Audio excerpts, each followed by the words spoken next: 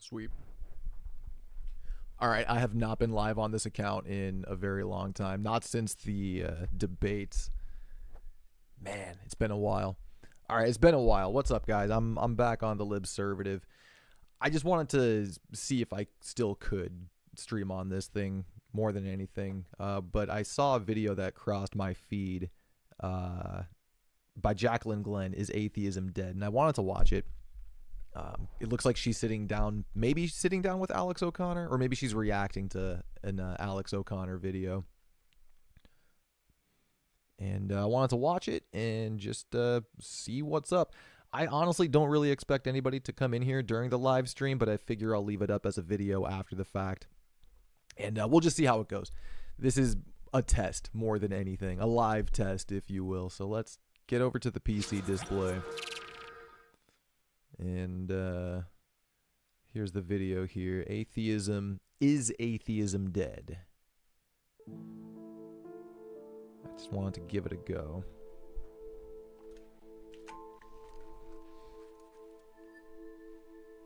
Those are some awesome pictures.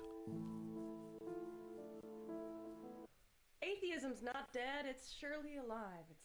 It's living on the inside and roaring like a lion. You know what I'm saying? Mm-hmm. There's like a theme that I have been sensing in the comments of my videos. There's always this battle, right, between people saying, why don't you post about atheism anymore? And why is it only that you can talk about atheism? Learn something new. And to that I say, I don't really care. I'm going to talk about what I think is important, what I find interesting at the time. But there's like a bigger concept of atheism being dead. And I went down a rabbit hole of different things, and I'll explain how I got there. But I recently saw a video that was an interview Alex O'Connor did, and they sort of checking my voice over the video. Interview and sort of give my opinion on some of the things that they said. I disagree with some things. Oh, that's outstanding. Hold up. By saying she can actually come way up. Oh, that's super quiet. Nani? Like, there we go.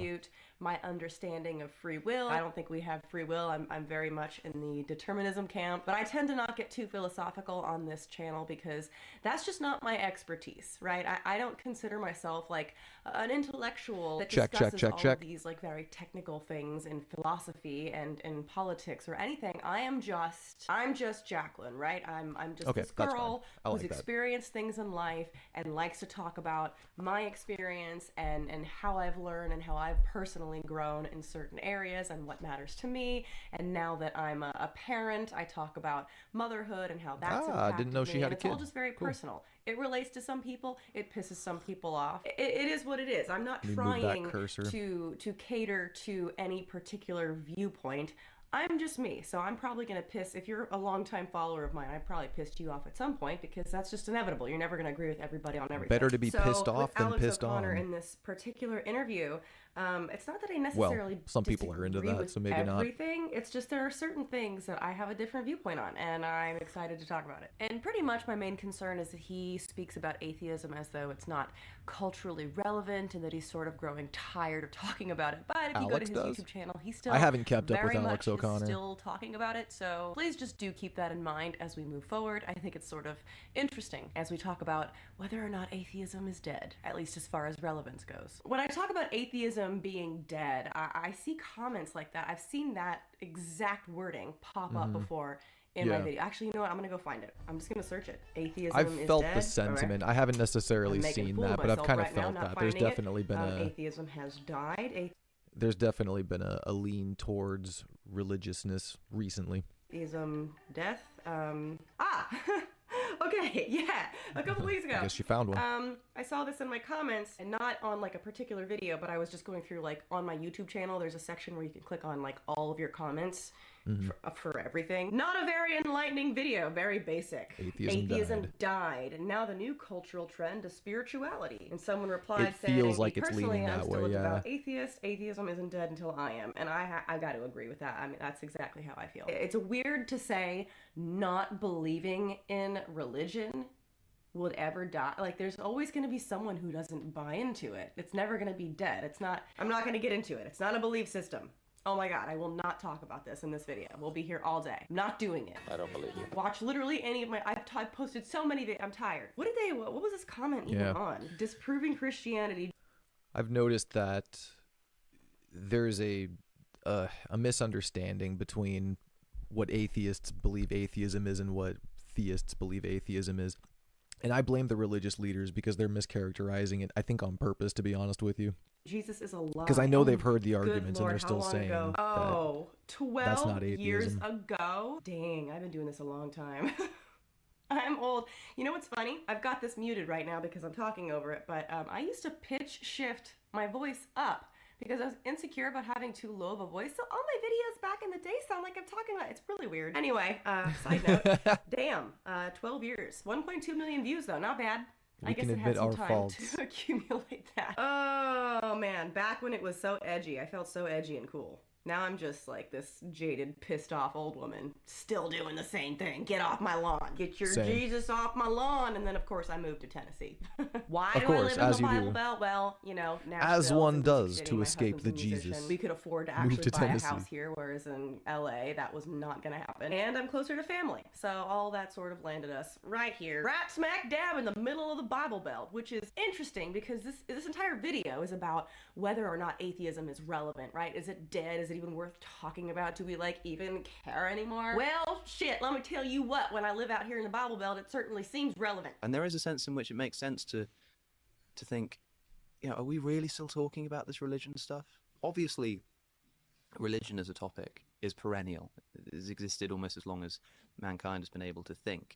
But the specifically new atheism, the specific new atheism style of religious debate and applying rhetoric and analytic philosophy and the whole science versus religion like moment, I don't think that will ever quite go away in like academia, but it being on your television screens, that's definitely, you know, a thing of the past. Here's the thing. Things go in and out of relevance all the time. Like there's popular things like, let's just talk about low-rise jeans versus high-waisted jeans. Now all these things when I was a kid are back in style now and it's cool. And sure, that's sort of like a silly example, but I do think people sort of, you know, wax and wane on things they want to talk about and what's relevant.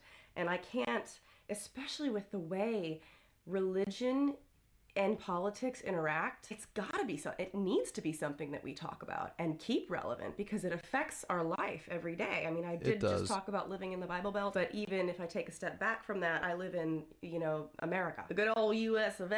And it is important that we talk about it.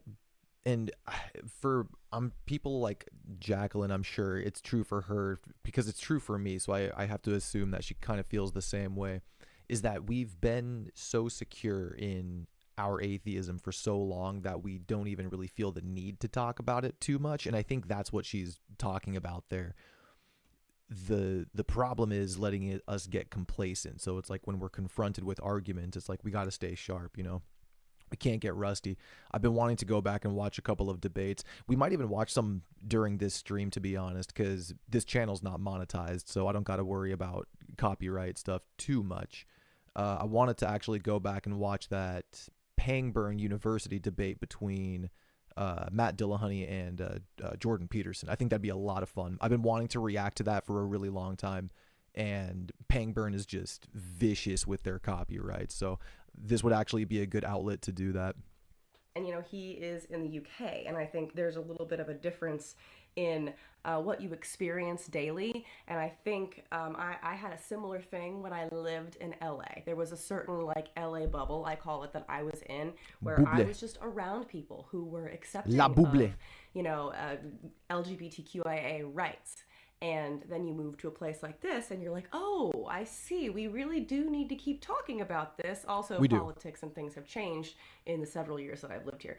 But there is a certain amount of, you know, you don't really understand how much it can affect other parts of the world or other people's lives when in your immediate vicinity, things seem to not really matter all that much. Or are we really still talking about this where I'm living right now in my current day and fucking Trump being president, yeah, it's really relevant. And you have to talk about it. Because even if the politicians themselves aren't super religious, I mean, Trump likes to lie about being religious, it certainly is something that is used as a manipulation tactic, a mindset that I feel like a virus has permeated society in such a way that makes people think and do things that are terrible, but because they do it in the name of religion, they feel like they're righteous. And that lands us in a place of having to fight for equal rights, and women's rights, LGBT rights. Like, it's never ending. And he talks about it being on TV screens. I don't remember ever that really being a thing. I mean, like, sure, back in the day,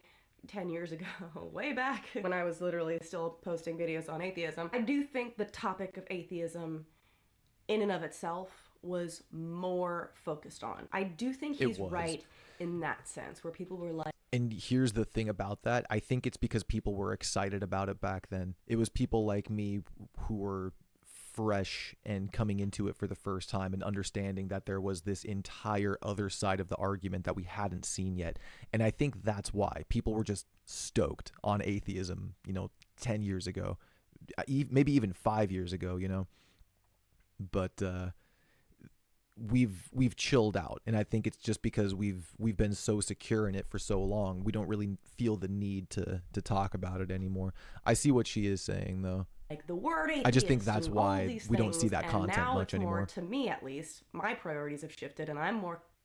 Hey, stop playing with your fanny pack. Stop playing with your fanny pack. Tactical Hoodie 4.0 to get comfortable. Concerned. Less about whether or not people are religious. I guess my ad blocker's not on this with account. That belief. And I still hold strong that shaking You're welcome, that up YouTube. A bit and getting people to let go of some of their extremism, some of those fundamentalist values, if I can shake those a little bit, then I'm happy, right? Then that benefits everybody. I really don't care what they believe in when they go to bed at night. It doesn't affect me. Unless it does, and then we have a problem. And that's why I think talking about atheism or debunking religion, or at least getting people to start questioning things, right? Always will be important. And I mean, it's not, even though these are... It will. I don't know. I've really softened my position towards religion and religious people. At this point, I almost see it as a medicine in some ways, because I realize there are some people who desperately need it. And it's borderline medicinal in that way, and who would I be to take away someone's medicine? That's kind of how I see it these days. Another reason I've kind of chilled out on it, it's like I don't need to argue. I don't need to argue about it, I'm totally content with letting people believe what they want to believe. Arguments get annoying to have to repeat over and over again. Like, I get the same comments. Like a month ago, I found this one. Atheism never debunks God because it only argues against man-made religion, not the living presence that created them. It's not atheism's job to debunk God, that's why. It's the theist's job to prove it.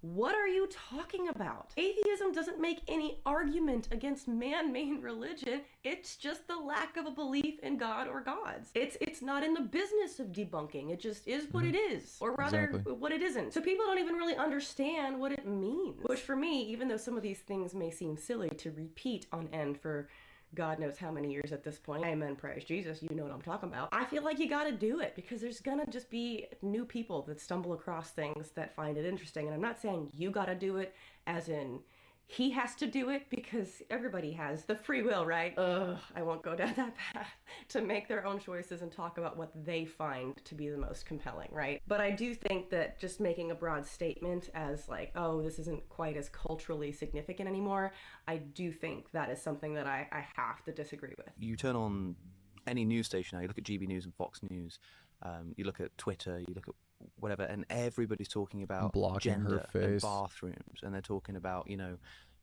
gay books in schools and stuff like this. It's everywhere, and it's amazing I'm just to gonna think move my that face up here because 10, her 15 face years is down ago, in the bottom left it was too. the same thing, but you open it up and everybody's talking about God.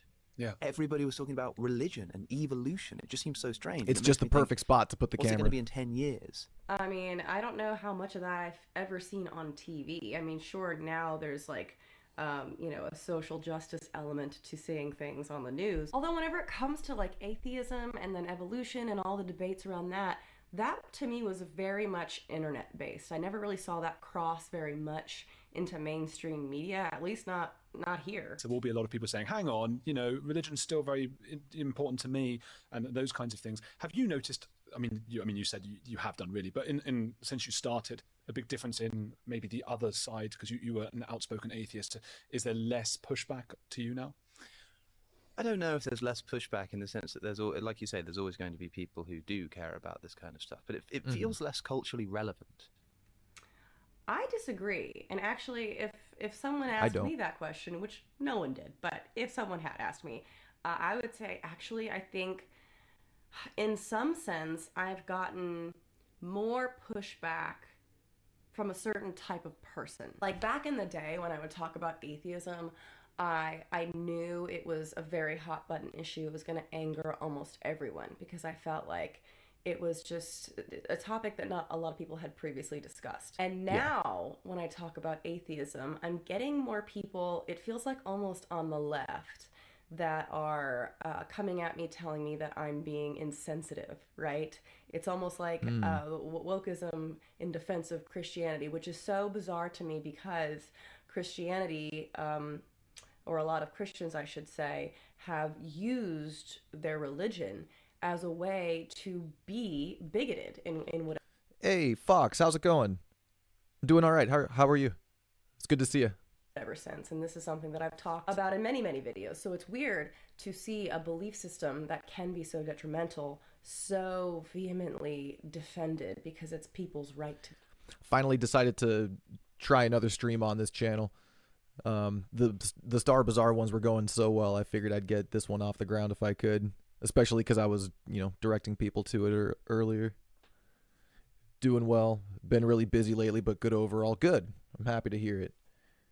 I'm glad you could join me for some Jacqueline Glenn. I haven't watched her videos in years. This is the first one I'm seeing in a long time. Be religious, which it's cool is that never she's still on something I've tried YouTube. To take away. Like I said, I really truly at this point don't care if someone is religious, but if someone is using their religion to make an argument that hurts people, I will call them out and I will point my finger at that religion, especially if that religion states things in it that are terrible. And I have seen an increasingly growing number of people have some sort of like issue with that, like I'm being discriminatory almost against Christians, which, man, how would they feel if I started talking about Islam? Because that's another entire religion that people are so afraid to criticize because it seems like you're being prejudiced against a group of people. But I feel like it's so important to separate the people from the belief system. And it's so important to be able to criticize a belief system, especially if that belief system is harmful to people who are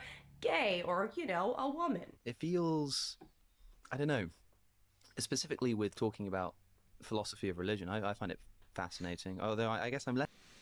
Yeah, I was talking about it earlier, about how I feel like the people who came into atheism about like 10-ish or so years ago, because this is the topic of the video. My head's kind of blocking it right now. It's in the top left. Jacqueline's video is called "Is Atheism Dead?" And just because the cultural vibe kind of feels like it's trending more towards spirituality and religion again. Whereas like 10, 15 years ago, atheism was starting to kind of become popular, you know what I mean? Like more and more people were learning about it, because I was one of those people.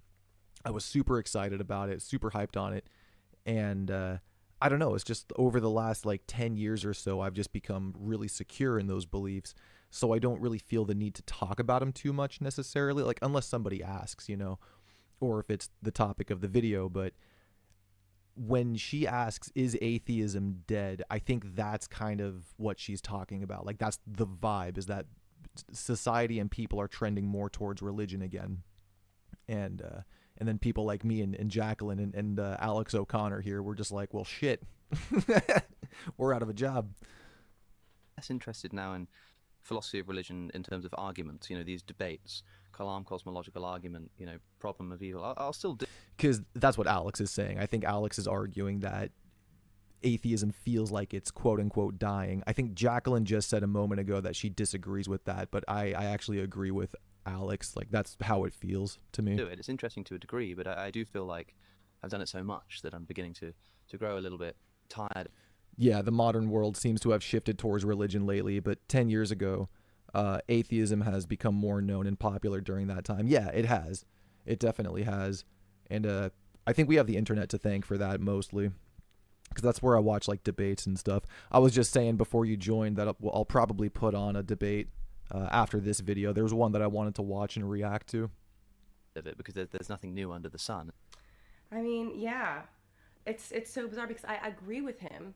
Not like I've delved much into these things. I mean, I've done like a video on Pascal's wager back in the day. I've done a lot. I love of things, Pascal's right? wager. But it doesn't really matter. So easy to because debunk those that one. videos get buried, and the algorithm is what it is, and you never know what people are going to see, what they haven't seen. Even if they become a fan of yours, they might not be aware of previous videos that you've made on some of these things, and then not fully understand those concepts themselves. Or who knows, maybe there's somebody who's never come across you, and then you decide to post a second video or a third. Sorry or a if that fourth audio is video coming on out a little Pascal's fuzzy wager, sometimes. for example, and the algorithm decides to push that out, and it changes people's minds, and it causes a shift in the mentality on a certain type of part of a religious ideology that makes people a little bit more skeptical, a little bit more willing to question the bigger picture, a little bit less likely to hang on to these ideologies that can become very fundamentalist and hurtful to people. So it's like, sure, it's not his responsibility to continue droning on and on about the same things that he's tired of,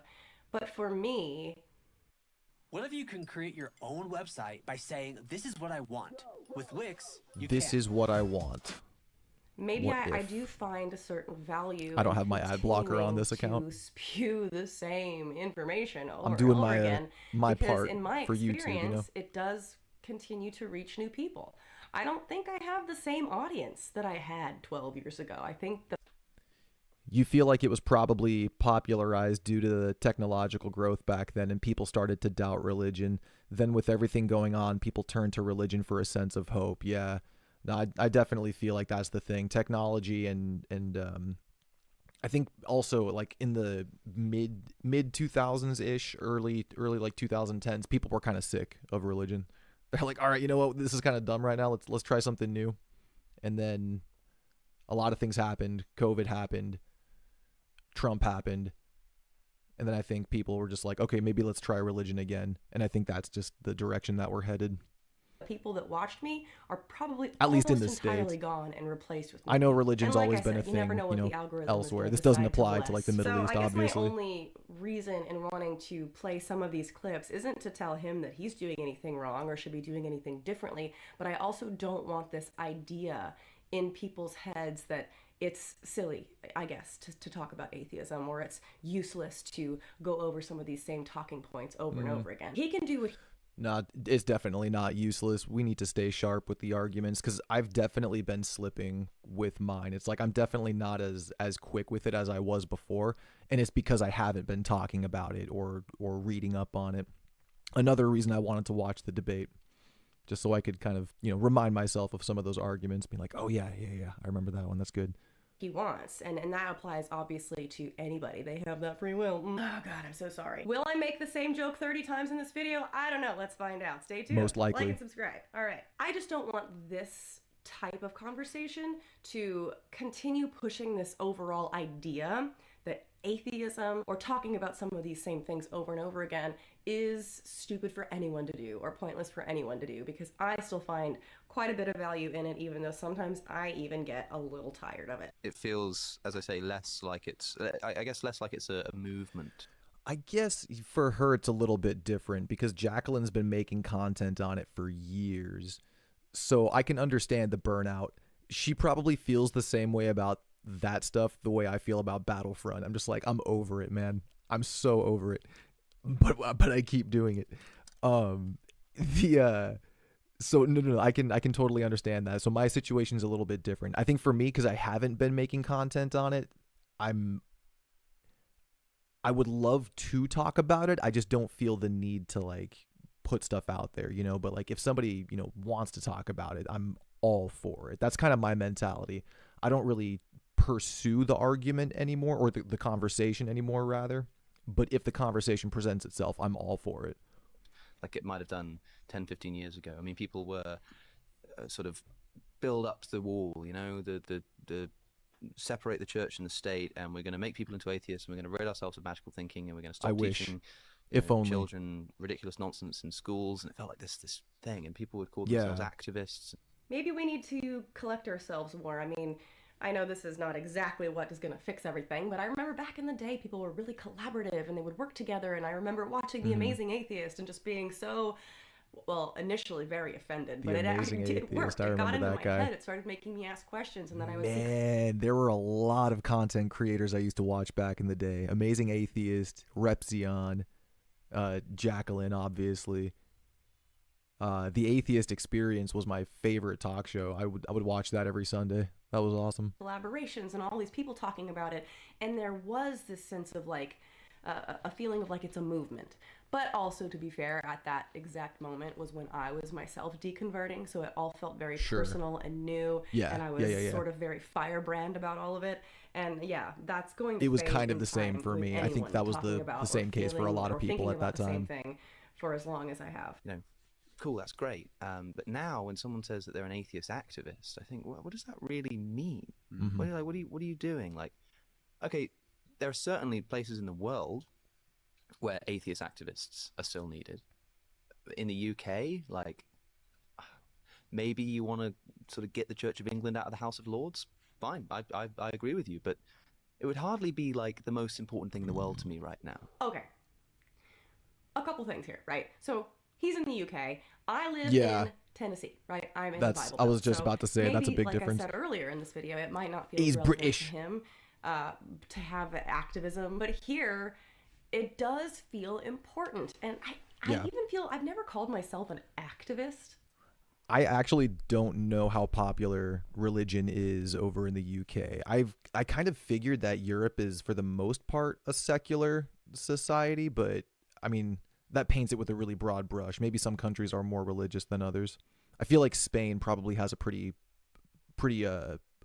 large Christian population, I would have to imagine. I've never felt like I'm, protesting or marching in the streets or, even though I make videos, I don't really feel like I'm an atheist activist. It's never how I would have thought of myself. I just like to talk about these things because they weigh on my mind. And my YouTube channel is just where I word vomit everything Yeah. on my mind. And Word, preach. initially, when I started doing this a long time ago, because I'm old, In a galaxy it far, was just far a way for me away. to vent because I was in a very Christian conservative area. That was the type of person that I was around in my life, and I did not have anyone I could talk to, so I turned on a camera. And Yeah. turns out people wanted to listen. That's and that why I'm was doing a this. very strange turning point in my life. Exactly But why even I'm back doing this then, right at now. that moment, I don't think I would have called myself an activist. I just wanted to talk. I wanted to talk to people, connect with people, share my experience, hear other people's experience, make friends, maybe change a few minds along the way, maybe give a sense of comfort to people who are out there feeling the same way that I felt but didn't think that they had someone to share that with. And it's very isolating sometimes, especially when you grow up around a bunch of very religious people. It's a scary thing, and it's a hard thing to break away from. And it was comforting to me to go online and find people that were talking about wow. it. 5% of the UK are agnostic and about 6% are atheistic. That's actually a lot less than I thought. I'll be real. I thought it was going to be way higher than that, like at least 20%. And I wanted to provide that same comfort to other people. And if I can change minds along the way and make it easier, great. As far as being like an activist, I don't really I don't identify. I don't know. Maybe I should. During What do you guys think? Leave a 2001. comment and tell. Am I an atheist activist? That's fine. I don't care at this point. It might not seem culturally relevant in the UK, but if you take a look over here in America, we're headed right towards Christian nationalism. It's a scary thing. It's a scary thing, and I think we need to keep religion at bay. That's all I'm going to say there. A friend of mine said just the other day, we were having a similar discussion to this. That's what made me want to talk to you about it. And she said that Here's an AI when she thinks AI overview. I just plugged into Google. This is according to the 2021 census for England and Wales. In the UK, approximately 37% of the population reported having no religion.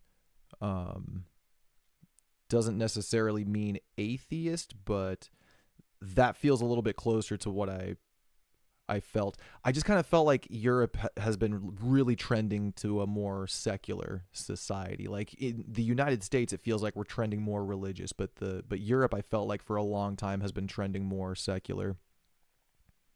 While the census data doesn't explicitly break down what no religion really means, either categories of atheism, agnosticism, or other forms of non-belief, it's generally understood that a substantial portion of those who identify as no religion would fall under the umbrella of atheism or agnosticism. Word.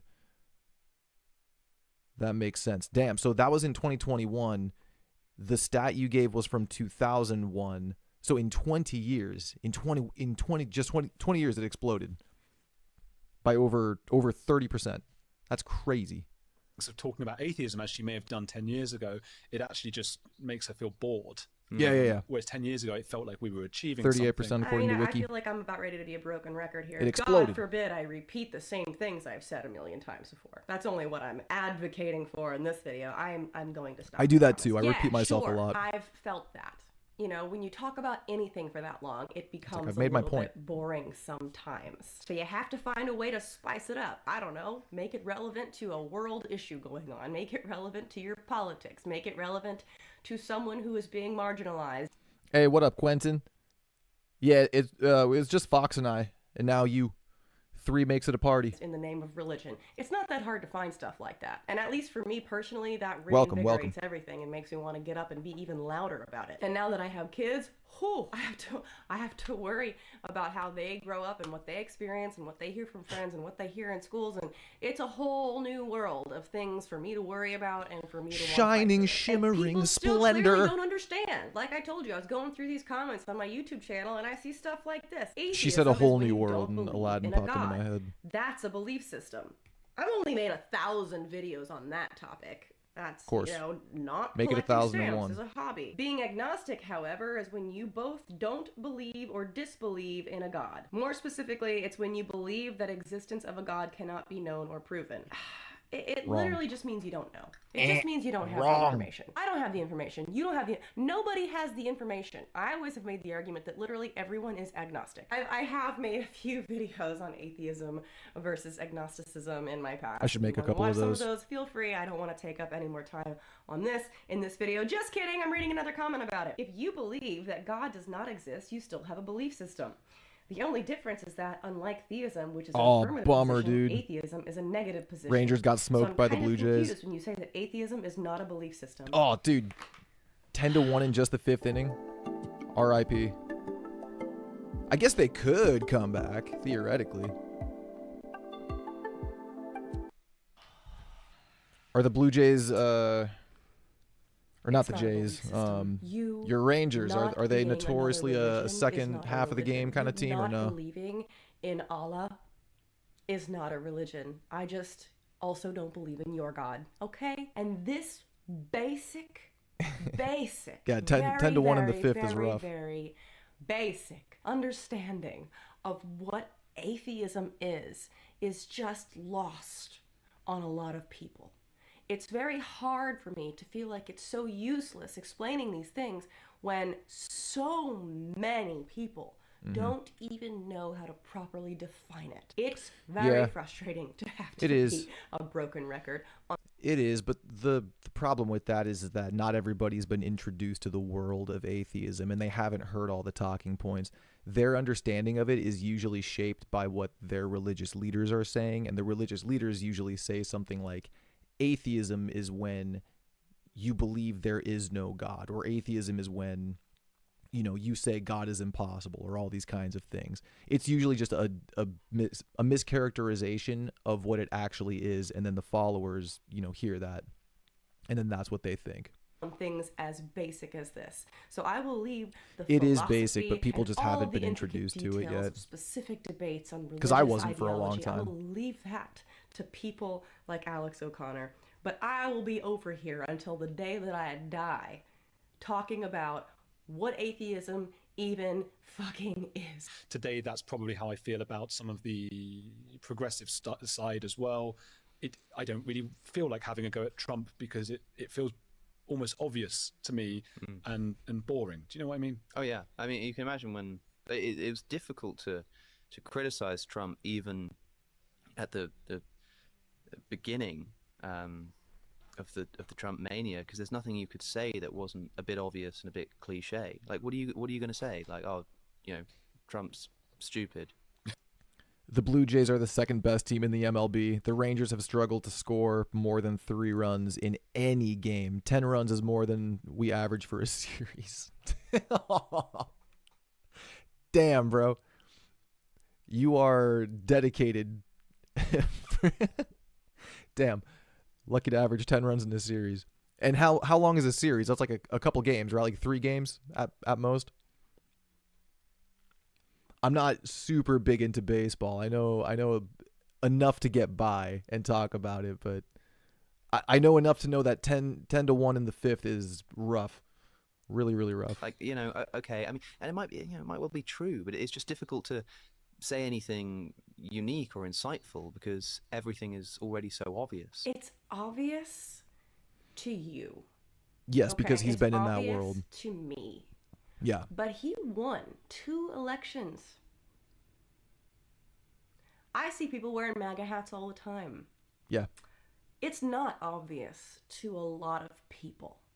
You can't just live in a world where if shit's not on your intellectual level, it's not worth discussing. Like, again, I will reiterate, I don't want to be here telling anybody what they should or should not be talking about publicly, but Please don't. please do, if you can find it in your heart to talk about things that seem obvious to you but not to other people, that would be great, because I believe you could do a better job at it than me. You have a bigger audience, you have a bigger platform, you are really great with words, and people I was about to say, she's not speaking to the people watching her videos. She's directing this at Alex. will trust you. I was going to say, my know? platform is definitely not bigger it than would Jacqueline's. help, please. Not As even close. someone living in America, Series is usually 3 games. Okay, it can be 2 or 4 as well, depending on schedule. Because isn't it like a best of 3 sort of thing usually? Like if one team wins the first 2 games in the series, that's like it. They move on.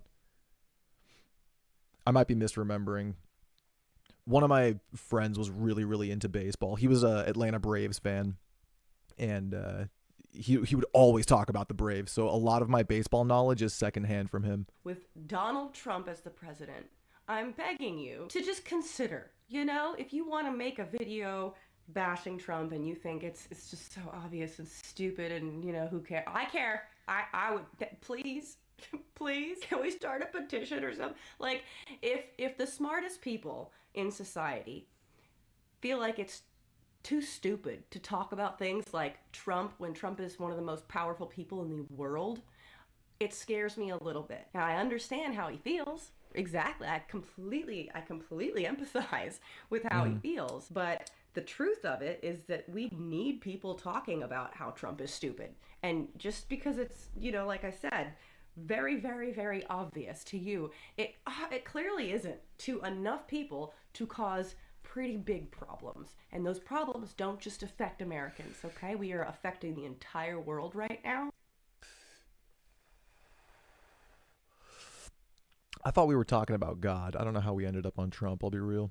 So, just gonna throw out that. Just I think I can see. any help would. I be can much see the logical appreciated. pathway. Okay, thank you. Let's go. This sort of I fell asleep during the first Yeah, episode, bro. in the coming No, I fell asleep watching the first episode. I need to finish it. Yeah. No, it was cool though. It reminded me of the other show, Vikings. Like it was very, very similar. Like Ragnar and all of them. Same vibe. years or maybe already. What's next? And as YouTubers, do we then have to sort of be at the forefront of that? Maybe. I have thought about that a lot. I mean, there are lots of topics that seem to be. And yeah. I should specify, I didn't fall asleep because it was boring. I was just tired. So, yeah. I'm pretty sure my PlayStation, like it's on my PlayStation right now. It's in sleep mode from when I fell asleep. Rising up in people's interests, including things like AI. But it's difficult to imagine AI having the same cultural relevance. That's how playoff series work. Regular season, you play the games no matter what. If there's a rain or something, the game is made up at another time. Gotcha. Okay. I mean, it might be really important and talked about a lot, but it's not going to have the same, like, frontline battleground of the pro AI versus the anti AI. It's not personal enough to people. So that is interesting, and I don't know that we're quite there yet. It might become personal enough to people in the future if it starts getting a little bit more Black Mirror. But technology in and of itself is advancing in a way, or at least reaching parts of the world that it has not before in a way that is causing a very personal effect to people. For example, Gaza. And that's actually what brought me to finding this video of Alex O'Connor doing this interview, even though it's a year old.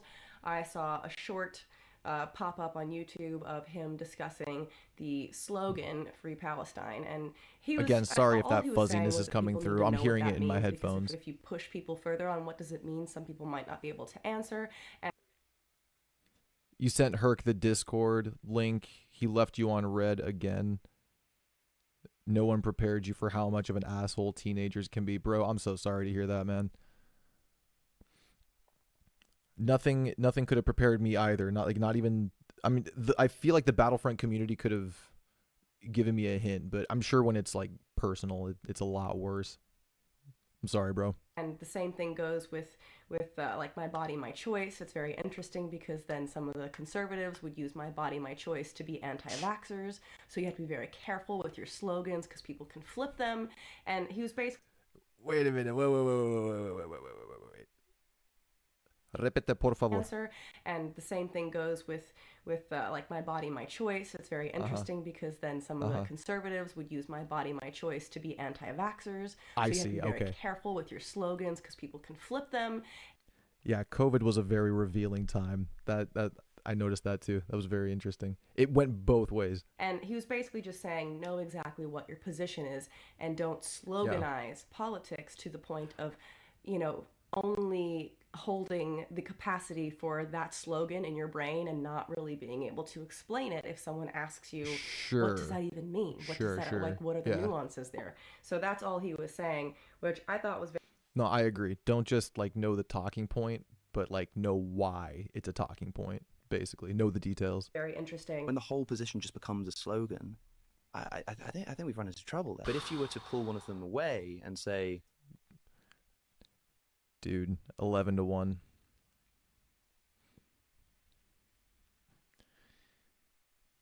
I wish I had something witty to make it better, but I don't. That's rough. what's your position? And they just said, free Palestine. And you said, what does that mean? What do you mean? And they're just like, it just means, free Palestine. And that's it. And Is this the first game in the series? Or is this the cap? Because I was going to say, like, there's always tomorrow if this is the first one. no more depth. You'd be like, I don't even understand what your position is here. But that's what happens all the time with something like... Imagine being able Yes, to they build always do. anything just by thinking about it. Meet Base 44. My body, my choice. When it comes to the next thing that feels culturally relevant, I do think Yes, R.I.P. Rangers. The fact that technology is reaching new parts of the world where people, in Gaza, for example, are able to take pictures and videos, and that's reaching us in a way that has never before. It is causing a cultural movement. But even when you dive into things like that might be at the forefront of what's important culturally at the time, it doesn't matter. Doesn't matter what you talk about, you're still going to get people telling you, why are you wasting your time talking about that when there are bigger problems? There's more important stuff. That's not relevant enough. Why don't we worry about something else? You're always going to get that. I mean, the small amount that I've spoken out about it has gotten that exact reaction. Like this person commented saying, hey, instead of being so concerned with Gaza, why don't we focus on issues here in America? Young people can't buy homes. People can't afford medical care. Sorry Most about young that. men Here are I am. horribly I am depressed. here. Male suicide. I mean, listen, Yoda, you summoned. Here I am. have talked about quite a bit of those things in previous videos, but just so you guys... Imagine that. We actually talk like Yoda more than we think. Here I am. We say that. Here I am. Instead of like, I am here. But Yoda would absolutely say, here I am. You know what I mean? No, you are We allowed to all care have a about little more than Yoda one thing inside at a us. time, right? Just because you take one moment to bring awareness to one thing. It's the second match in the series. First game, we blew a 3-run lead in the 8th. Oh my God, dude, that sucks.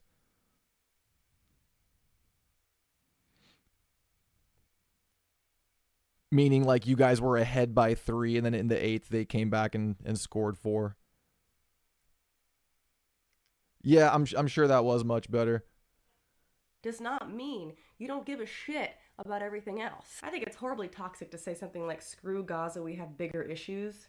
I mean, where is the humanity in that? We're only allowed to care about one thing at a time, guys. One thing at a time. And I managed to piss off both sides of the aisle, which is fantastic. Good, you're doing Gotta something love right. Instagram. Okay. It's hard to see things in the world happening and not feel something. I don't know how people do it. I don't know how, I mean, the news literally makes me lose sleep at night. And I have noticed that once I had kids, I was already heavily affected by the world. Like, you guys have been watching me maybe possibly for a long time. Some people have.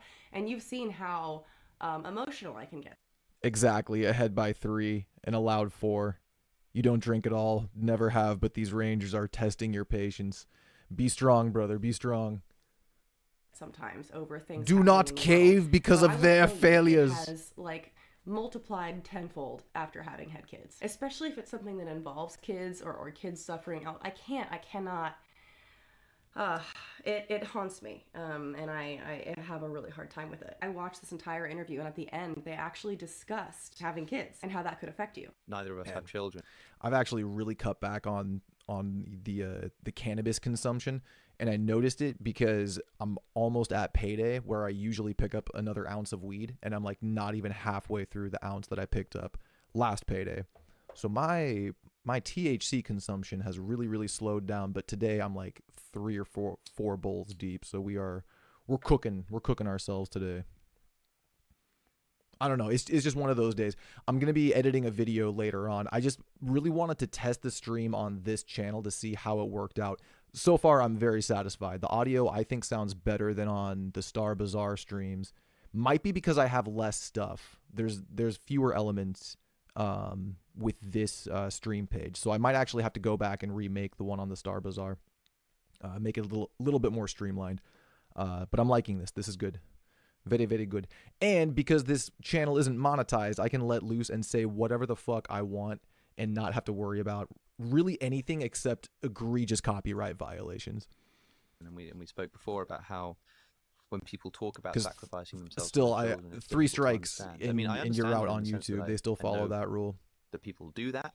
Yeah, I've seen the passion. I've heard the stories of people. I've already had one in that sense, but I don't understand. It was like a year and a half ago.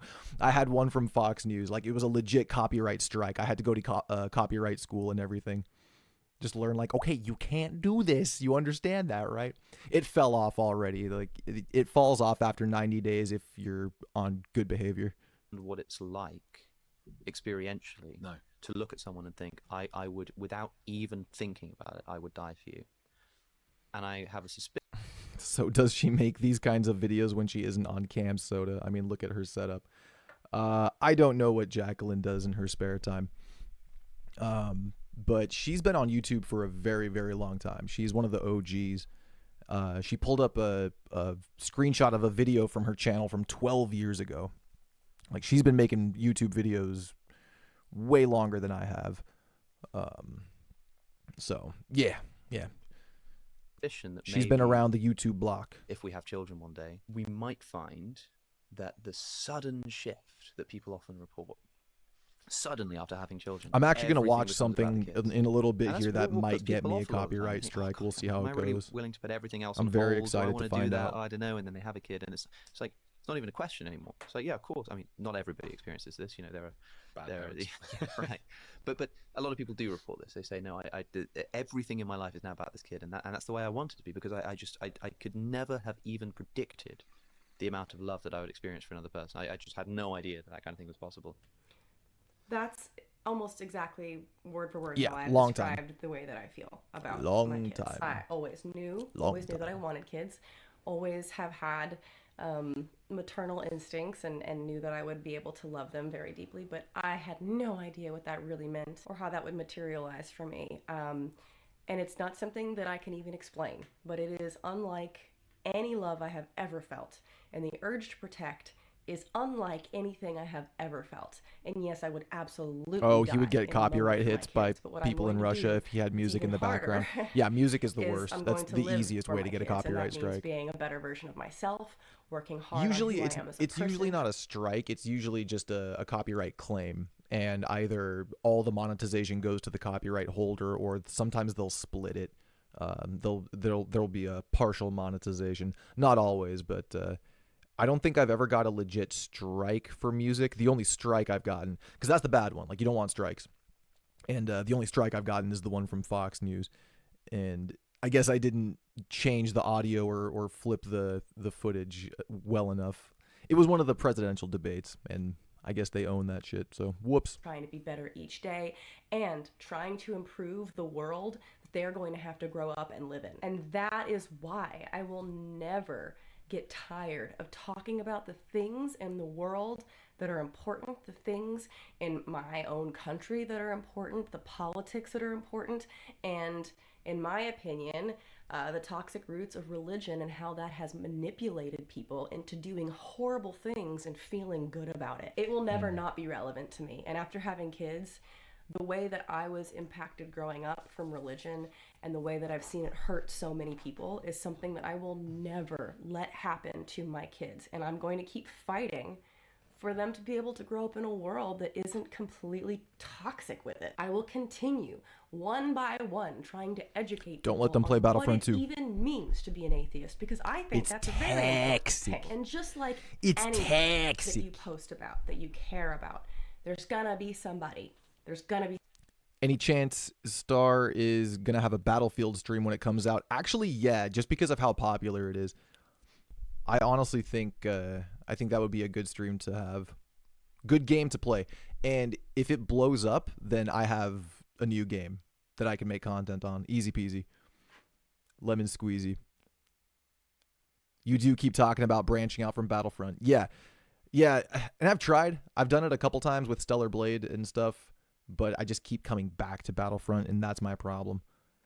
It's like when there's dead space, I fill that in with all reliable, and I need to stop doing that. somebody who says, "Why are you wasting your time talking Or about do it that less, when there's this thing over here to at the worry very about?" least. There's always gonna be that. Talking about atheism, talking about religion, talking about, you know, things that someone might call Hey, welcome woke. to whoever just hopped I into will the call chat. them equal rights. I will never tire of that. I will never tire of screaming the same talking points over and over and over again, because I'm trying to protect people. I'm trying to protect my kids. And the importance of it for me isn't making people lose their faith or lose their religion or lose something that makes them happy. It's just making them respect differences, respect people that are different, and possibly even asking a few questions that might get them to take a couple of steps down the fundamentalist ladder. So I don't know. That's how I felt. I had a lot of feelings come up when I watched this video, and although I can respect what they've said and agree with quite a bit of it, there were just certain things that I really wanted to make sure primarily don't worm their way into people's brains to get people to believe that talking about these things is irrelevant or not. Battlefront is like an abusive relationship for me. You know you hate it, but you go back on whenever I can, even though you know you'll rage. Yep. I think I just need to pace myself with Battlefront, because during the streams I haven't been taking breaks. I've been going hard in the paint, like 4 or 5 hours nonstop, and that's not good. I think I need to stop every like 2.5, 3 hours at most and just decompress a little bit. Watch a Jacqueline Glenn video or something. Not worth it. I think it's worth it. And I think it's never going to be not relevant culturally. And you can just stay subscribed, because I'm going to keep, it's that one video I showed you was 12 years ago. I've been doing this probably around 15, 16 years now. I don't know. I lost count. Yeah, she's been around forever, dude. I will still 15, be talking about 16 things years. like this until I am YouTube itself is only like like 21 years old or something. So, She's an OG. Let me know what you guys think in the comment section below. I enjoyed this topic because now I have a video I can point to when I continue to get comments about why do you even bother talking about this anymore? Because it matters to me. And whether that shows up in the form of me talking about Pascal's wager again or making fun of some silly TikToks that I saw, whatever it takes. Sometimes we need a good laugh, and sometimes those videos actually are the ones that change minds. That's how it worked for me. So I know it's possible. I do believe. Amen. Subscribe. See you guys. She has faith. Most folks do it wrong. She Here's has the right way to faith. fix neck pain. Let me quickly explain. So I almost made the dumbest mistake. Skip. All right, I'm gonna search up that Pangburn video versus Jordan Peterson. Yes, the greatest God debate in history. It was pretty good. It was actually pretty good. Can't lie. Let me just cue this up real quick. Actually, like to get. I might want to make another cup of coffee. First, if that's okay. Oh, looks like I had not finished it last time I watched. I finished the debate section. They took questions at the end.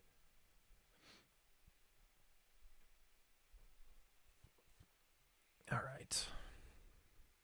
Yeah, I'm excited for this. I'm most definitely gonna get a copyright hit of some kind. We'll see if it's a strike or a claim. I know Pangburn is pretty picky about this, so it sucks because I want to let them say their piece because their brains are so much bigger than mine. I feel like maybe I did react to this already. I'm having deja vu. Did I react to this once before? Or am I tripping? Maybe I did. Anyway, whatever. I thought it we'll would do be it nice again. if we started with something quick and easy and simple, like God. Perfect. In particular, I don't believe there is one, and I have no idea what your thoughts are on it. You mean on the fact that you don't believe there is one? No. I mean just about the subject in general, but I'm happy to hear your thoughts on about what I don't think is, well, maybe. Yeah. Makes sense.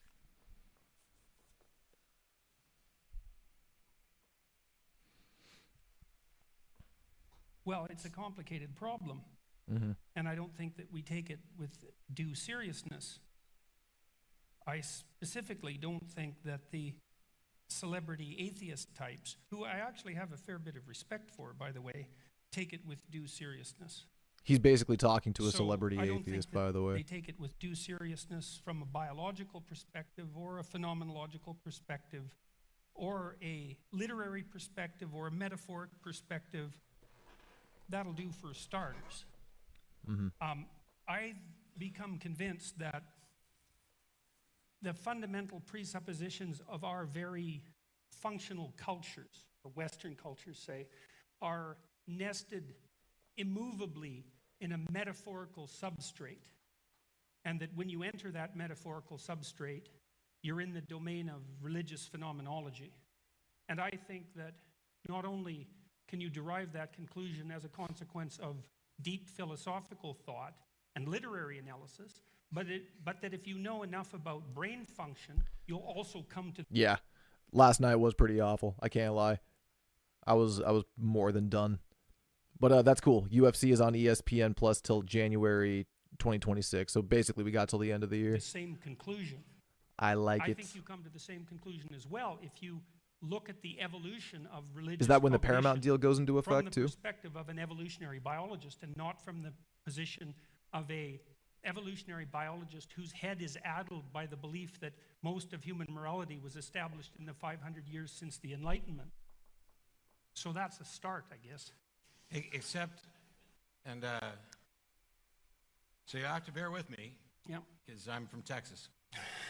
That's okay. Okay, yeah. It starts on January I'm 1st. from Alberta, you know. It's bigger than Texas. Just as bad. Yeah. So the curious thing for me is all of that applies, seemingly, if I'm understanding it, to religious thought, religious tradition, the value of religious identity to individuals. And I don't see that any of it relates to whether or not there is a God or whether or not there's sufficient reason to believe there's a God, which is my sticking point. I'm fully fine with the idea, we'll try and get through this without, like, raucous applause, but, you know, hey, at least I got one. Yeah, you don't never complain about raucous applause.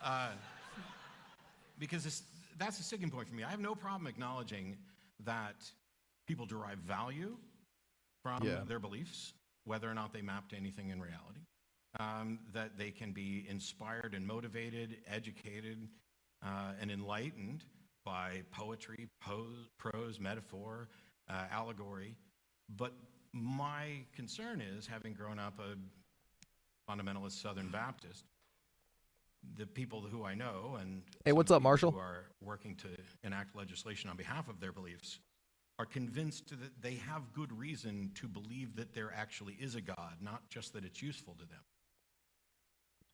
And that's honestly the disconnect between these two minds. Like, Matt's more concerned about the literal existence of the God and whether or not it's justified, and Dr. Peterson is more about the value in belief, rather, or what benefits that humanity can have from being religious and spiritual.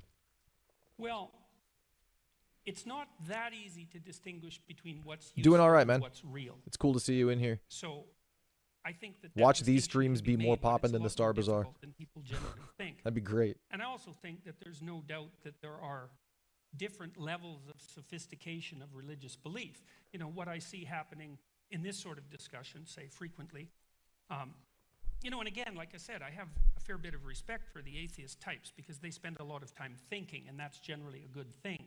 Yeah. So I see most of their thinking, however, directed at the fundamental. Oh yeah, I got no problem sharing my religious belief. It's really just a lack of a religious belief. I don't believe in a God. I don't really subscribe to any religion. Although I'm very, very interested in Buddhism. I've got a couple books on Nichiren Buddhism, and I've recently been practicing one of those chants, and I got some prayer beads for it. Nam Myoho Renge Kyo.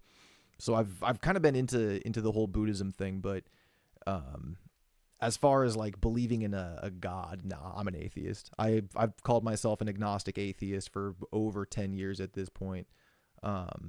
Agnostic because I ultimately can't know. It's like I don't know. You know what I mean? I don't know.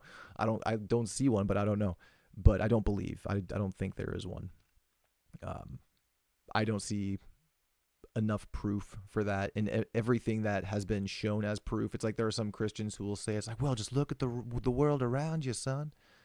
It's everywhere. God's design is everywhere. And it's like, yeah, but that's also explained by science. So I trust the textbooks personally. Fundamentalist types, the fundamentalist Christian types, mostly of the American perspective. I was talking about it with Fox earlier before you hopped into the stream.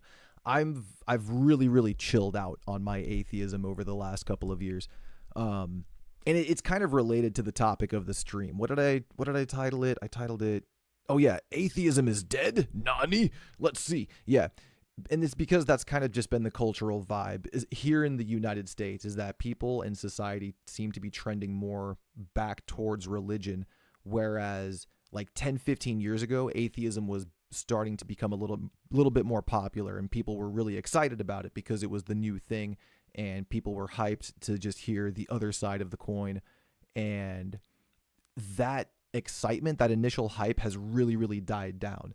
And people like me who are atheists, we're just kind of really secure in our beliefs at this point, so we don't feel the need to talk about it too much.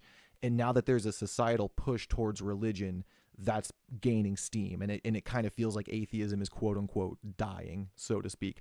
I don't think it necessarily is. Like, the people who are atheists are still going to be atheists, but it's the people who are undecided or maybe just haven't explored these kinds of topics yet that are, I think, going to be more attracted to the religious side of things, and I think that's why there's a push for it right now. Persuasion, who suffer from the somewhat understandable illusion that the biblical corpus has the same epistemological and ontological status as I'm a huge fan of theory, Dr. Peterson, by the way.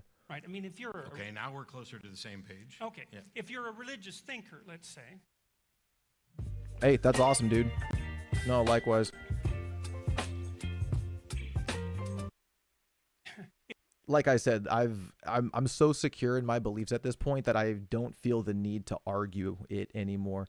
And I already kind of explained it. Like, I think that's why there's the push towards religion these days, is just because people like me, it's like, I don't know, if the conversation presents itself, yeah, but I'm not gonna argue with someone about it. You know what I mean? If you're a serious student of religious thought and a serious philosopher, one of the things you can't claim is that. We doing anything else today on the stream, you mean? Because I wasn't planning on it. I was just planning on watching some videos and hanging out. I'm not sure how long this stream is going to be. It's not going to be super long, like 2 hours at most, because I've got some editing to do. for a Star Bazaar video. I wanted to put it out on Thursday, but I didn't finish it and I wasn't satisfied, so got to finish that up. But for this stream, just going to chill, watch some videos on God and anything else that looks interesting. I don't know. Whatever story the Bible is telling is a scientific theory. And that's just self-evident. First of all, like, when was the first scientist? Descartes, Bacon, Newton? Maybe you could chase it back to the Greeks. Bro, and that's legit the thing. I'm not sure if Fox was here when I said this too, but I've kind of, my opinion on religion has really changed. I kind of see it more as medicine now, and it's really medicinal for a lot of people because it provides a strong foundation and it's a good anchor to keep people rooted in, you know, at least a positive mindset, like exactly like you just said. And who am I to take away someone's medicine? You know what I mean? So that's another big reason why I don't pursue the argument. Go farther than that. And so the idea that whatever the people who conjured up the Old Testament creation account were doing was something akin to scientific theorizing is a mistake that would only be made by people who don't know how to distinguish between different kinds of truth. And so the fundamentalists, like, I feel for the fundamentalists, you know, because what they're trying to do, to give them credit, is to maintain a corpus of stories in which an ethos is based. That would be the Western ethos, in this case of Christianity, because they believe that the ethos is of extreme value. And I also believe that the ethos is of extreme value and that it is nested in those stories. And so they don't like to be confronted by the rationalist, atheist, evolutionary types because it blows the foundation of their ethos apart and they feel that it's worth preserving. And I think, well, yeah, it is worth preserving. Now, that doesn't mean that there aren't philosophical problems associated with the manner in which they construct their arguments. But, well, what I'd like they're is still worthy. But it doesn't address the issue. There's a deep issue here that we're not contending with. You know, here's an example. This is, maybe I'm wrong about this, but I don't think so. I just finished, well, I thought about it a lot, you know, and I do try to think about where I'm wrong because I would like to figure out where I'm wrong because then I wouldn't have to be wrong anymore, right? And being wrong is actually not a good thing. You fall into a pit if you're wrong. And this is what I point out in the lecture on skepticism, since you didn't get to see the show, is that being wrong feels exactly like being right. Nobody runs around going, "Oh, I'm wrong, but I'm going to keep believing this." We all assume. Oh, that see we you are later, correct Fox. About a great many things, and it's not. Yeah, so have a much good one. That being wrong is the thing we're afraid of. It's, I think, that being exposed as wrong. Yeah, take care. I may or may not be streaming. Again, I'm not sure how long this is going to go, but have a good day. Could I play a Charles Cornell video after this? How long is the Charles Cornell video? Because I could play that now if it's short, because this is a long video. This is over an hour and a half. This is a full-on debate.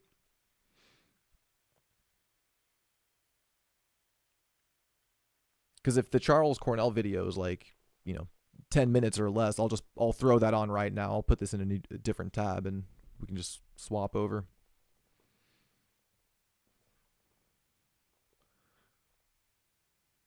We can make it 10 minutes or less. Word. I don't know who that is, to be honest with you. Did you have a specific one in mind?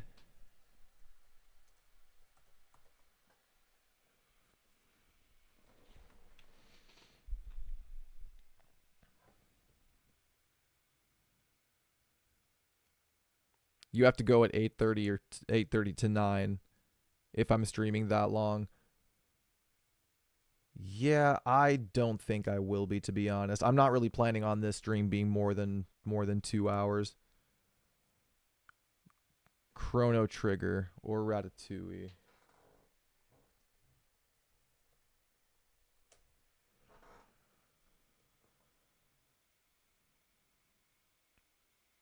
Is it this one?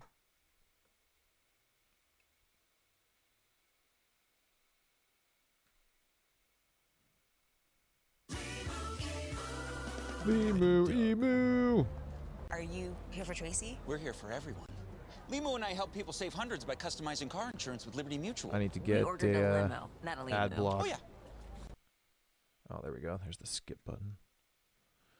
Skip. Common request I get on this channel is to look at the music from Chrono Trigger. And so I wanted to throw it back a little bit today and do something I haven't done in a while. Let's go in blind. I'm gonna hear this stuff for the first time and just immediately kind of give my impression of it and break down a little bit of what I'm hearing, because you guys clearly think this is one of the greatest game soundtracks of all time, and I have no idea what it's about. So let's find out. Cool arpeggio. Arpeggioso.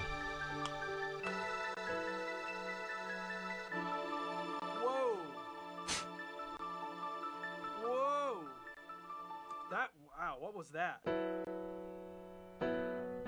You were gonna say uBlock, but it doesn't work with Chrome. I have Hold up. Pi. I recently installed Pi, but I guess because this is a different Chrome profile, so I guess it's not shared. It doesn't share those the extensions. I'll have to get it working on this one too.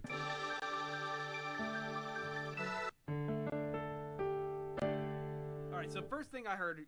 Yeah, that's awesome, Quentin. This is really cool. We're playing this D sus shape. It's just D 1 4 5 1. That's it. Round and around and around. But then we enter with the synths and we play D sus.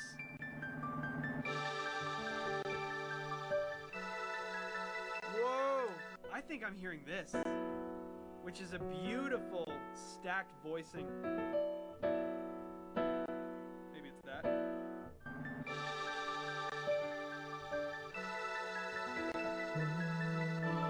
What is that? Oh, there's a clue. There's a clue in here. We found a clue. Tell Blue.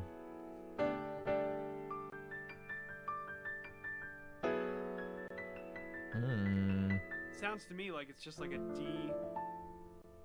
D minor 9 chord. Beautiful. It's pretty, wow. We got D sus, then we got woo, and then D that chord. Wow. Okay.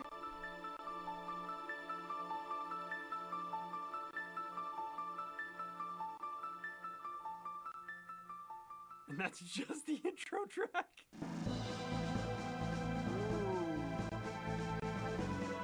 Ooh. Okay, wait. What? Oh. It's kind of a breakdown on why certain music is so appealing and what you can use to make your music attractive in general terms. This is kind of what I experienced in music in college. That's so interesting you say that, because I don't think it was one of this guy's videos, but it was another video basically exactly like that, showing why certain music is so catchy or so good. And the one I watched was on John Williams, and it kind of pointed out how John Williams, throughout all of the themes that he has in movies, he has a certain trend to do kind of the same thing with notes. It's like it usually starts down here, if you can kind of visualize it. It starts lower, kind of goes up a little bit, has a slight peak, goes back down, and then goes way up. And you can hear it with Star Wars, like da da. Here's the first peak, and then it goes all the way up, and then all the way up again. You know what I mean? It's like it's got this really big kind of motion, and that's really what makes John Williams' themes so catchy throughout all the music. He does the same thing with Jurassic Park. Da da da da da. Here's a really big peak. Like he does it all the time with all of his shit, and it's why it's so good. It wasn't this guy's videos that showed me that, but it was another video like that, just kind of breaking down the music, and it was really, really cool. Okay, all right.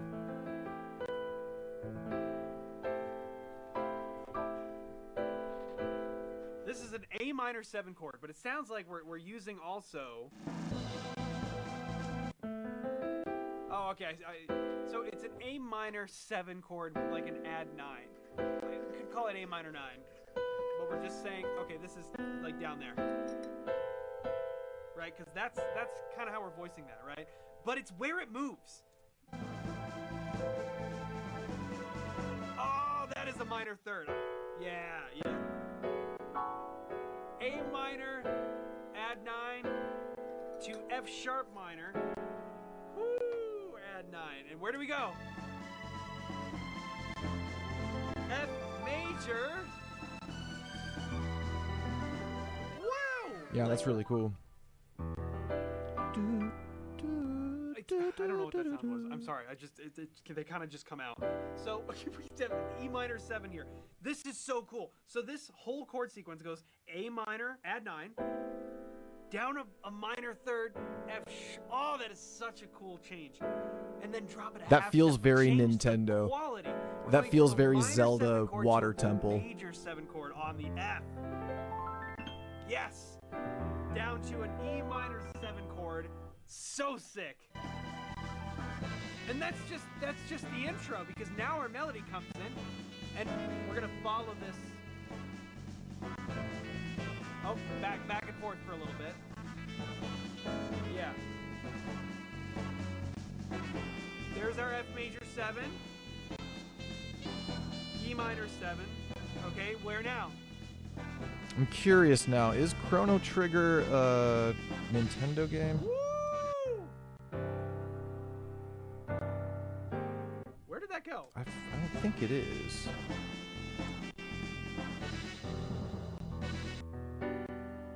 Oh, wow. The original version of Chrono Trigger was released on the Super Nintendo. So Okay. C major 7, F major 7. I was going to say, like, this feels very classic Nintendo. Classic Nintendo just kind of had that vibe. And, I mean, this feels a lot more intricate and, like, advanced, but it still had that feeling. The fact that the melody uses the 9 there is so pretty. Oh, man. Yeah. Here we go. Back to A minor. Oh, no. I mean, I'm interested in this, too. This is what I'm all about. I think it's just you and me in here right now, anyway. F sharp minor. A minor. I wasn't expecting anybody to pop in. Now we're probably going to go down to F major 7. Yes. Down to E minor 7. Yep. Let's see if I'm right. We're going to C. Yes. F. E minor. Woo! Whoa! Cool bridge.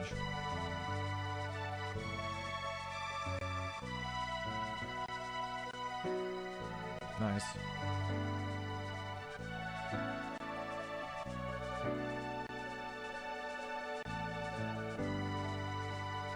This fills me with hope and optimism. I feel like I can conquer the world with this soundtrack. Whoa! Oh, okay. We changed key here, basically, and went to a G major. Oh, that's really cool. C, I don't know why. The artist is the artist from Dragon Ball Z. So wait, they made the soundtrack to DBZ also? Major to a B minor resolution. Drop it back down. G major. Yeah, that's and this beautiful. time we go to F sharp minor, and then we get B sus before letting it become major, and then we kind of do the same thing again, only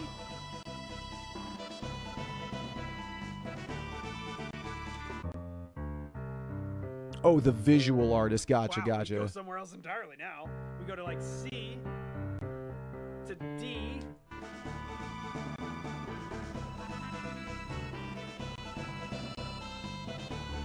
We're going back and forth from C to D.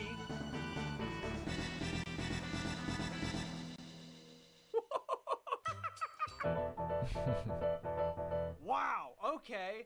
I now see what you were talking about. If you've ever been curious about how I can like listen to this stuff and kind of just immediately know.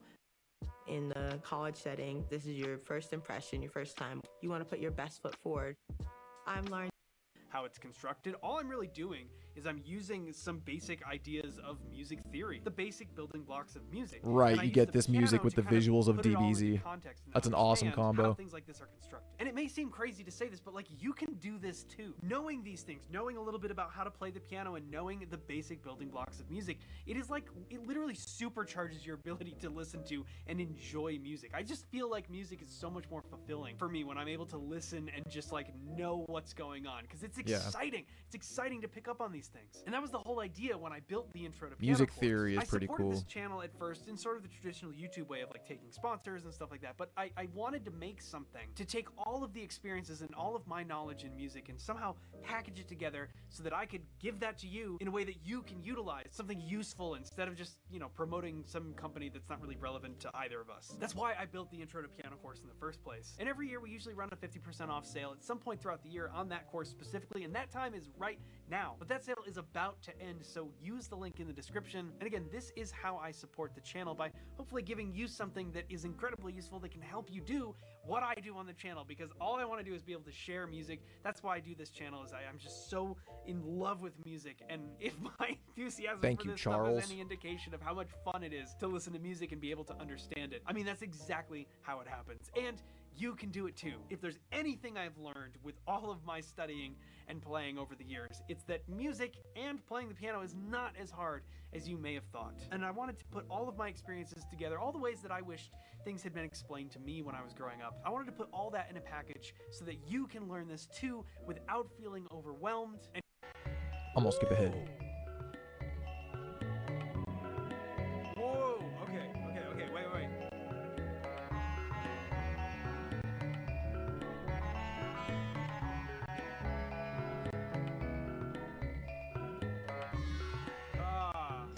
Yeah, that's cool.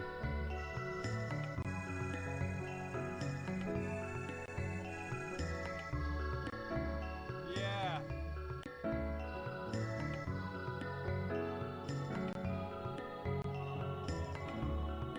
D major 7.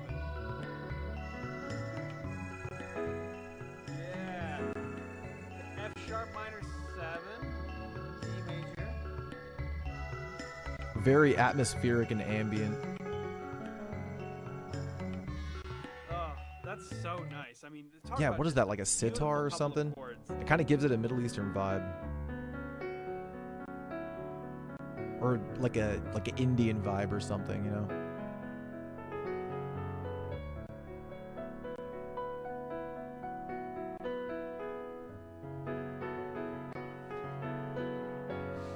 One song that you listen to and you feel is perfectly mixed with all levels is easily Lover by Phil Collins and Philip Bailey. Lyrics don't matter. The music is perfectly weaved. Philip Bailey. Oh, Easy Lover. I see.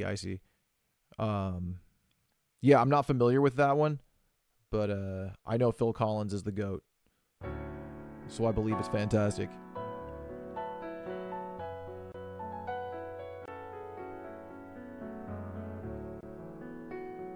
I don't know Philip Bailey, though.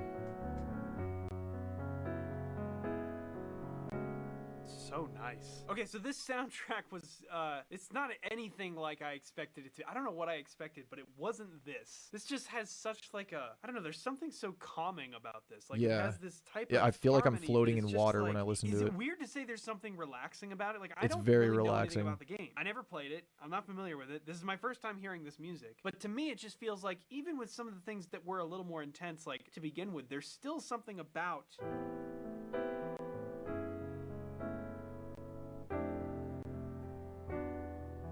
like those chords in the main theme. They're just beautiful. Ah, lead singer of Earth, Wind, and Fire. There it is. I know them! All of you with context for what this game is are going, yes or no, that has nothing to do with it. What are you talking about? I don't know. It feels just like it has this relaxing vibe. Okay, this Battle doesn't, music. but Oh, damn, I totally see the Dragon Ball Z inspiration now. Yeah, 100%.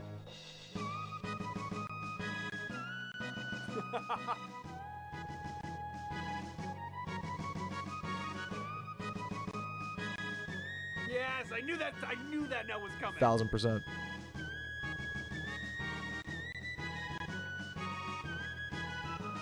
Whoa! Woo!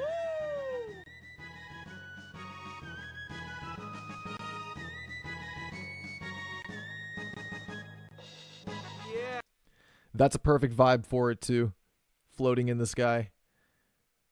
Just doing backstrokes among the clouds. Yeah, you know what's funny? It's like this has, at first, it kind of has a little bit of like a, I don't want to say corny, but because it was very much like something that you would have expected in a game like this. But there is something about the music here that you would expect. It has this kind of like march thing, right? But then the way it delivers the melody and the phrasing of it, it doesn't feel corny at all. It almost feels like it should be this like pretty epic thing. The harmony and the melody and the way it's phrased are just like an epic adventure. The harmony itself is not particularly complicated or anything. It does jump around a lot, which is super cool. I'm more impressed by the melodic phrasing of this. Like, check out this sort of call and response setup in here.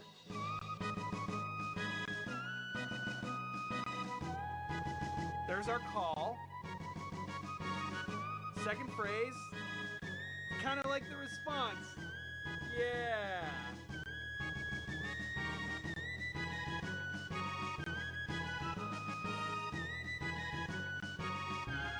Yeah. I feel like this would go over a Lord of the Rings anime or something. What a complete melody. That's what this kind of gives me. It's just such a well-written, well-rounded, complete It's when the melody that has fellowship a gets statement. formed. It asks questions. It answers those questions. And it brings us around to the end. It gives us the definitive, we are complete. This is over now. I said backstrokes.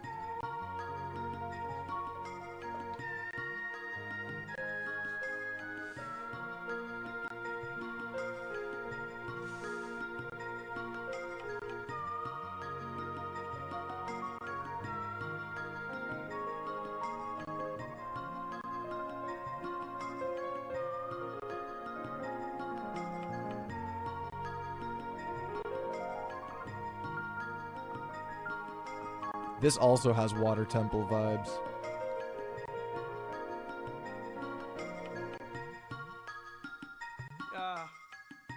It's very atmospheric.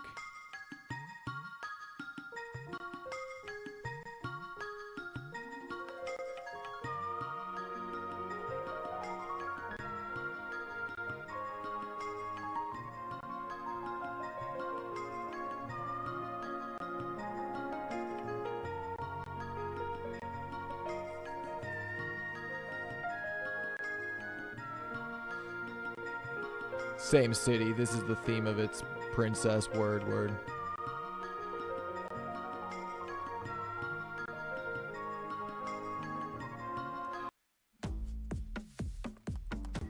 Damn you, Adobe! Such a great example of how such simple chords can go a long way. We have G flat major 7, A flat major, B flat minor. Yeah, it's pretty cute. So beautiful. And these kind of all use the same notes. It actually, if you play the D flat scale, and you just start that scale from any of these notes, it works perfectly.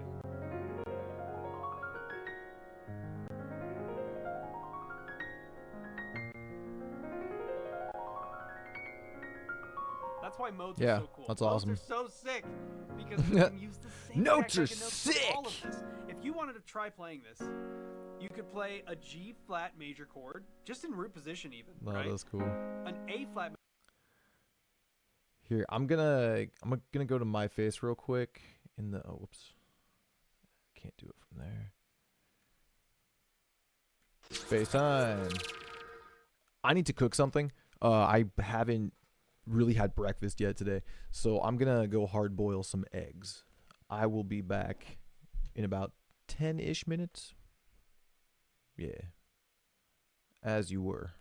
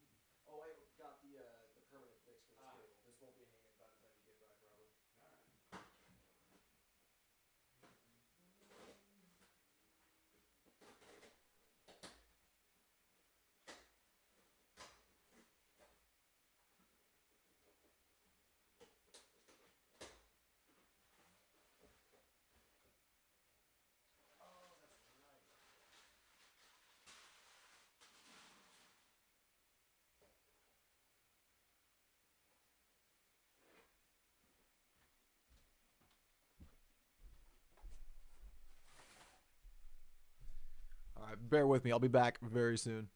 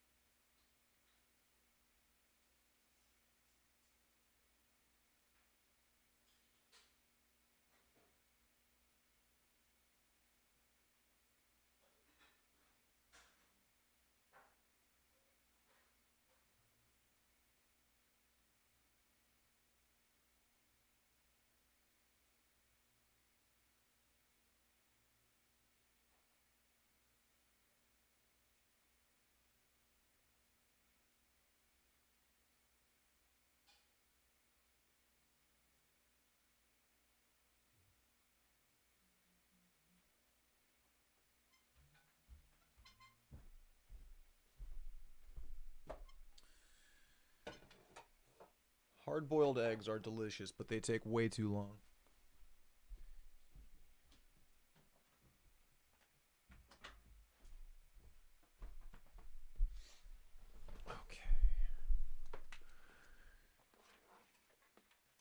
Yo, I thank you for just chilling, dude. You truly did not have to wait for me. I could have just left. You know what I mean? Nah. We're back. We're back. We got eggs. I didn't want to cook up a full course, full meal, breakfast. I don't know, whatever. I don't know what I'm trying to say. I'm stoned. I just need to eat food. Because I have not done that yet today.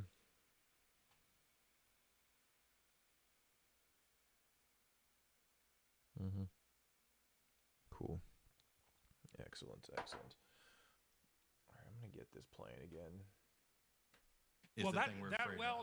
We're also sometimes afraid of being wrong, because if you're wrong at a deep level, it can really hurt you. Oh, I agree. It can really take you apart, and so people don't like to be taken apart. Like if you're wrong about your wife, for example, that tends to be a very painful thing, and that's something that's worth pursuing to try to figure out why that is. That's why I had the frying pan. Imagine being able to build an app with your name on it. I don't want just to. By thinking about it. Meet Base 44. That should make you popular.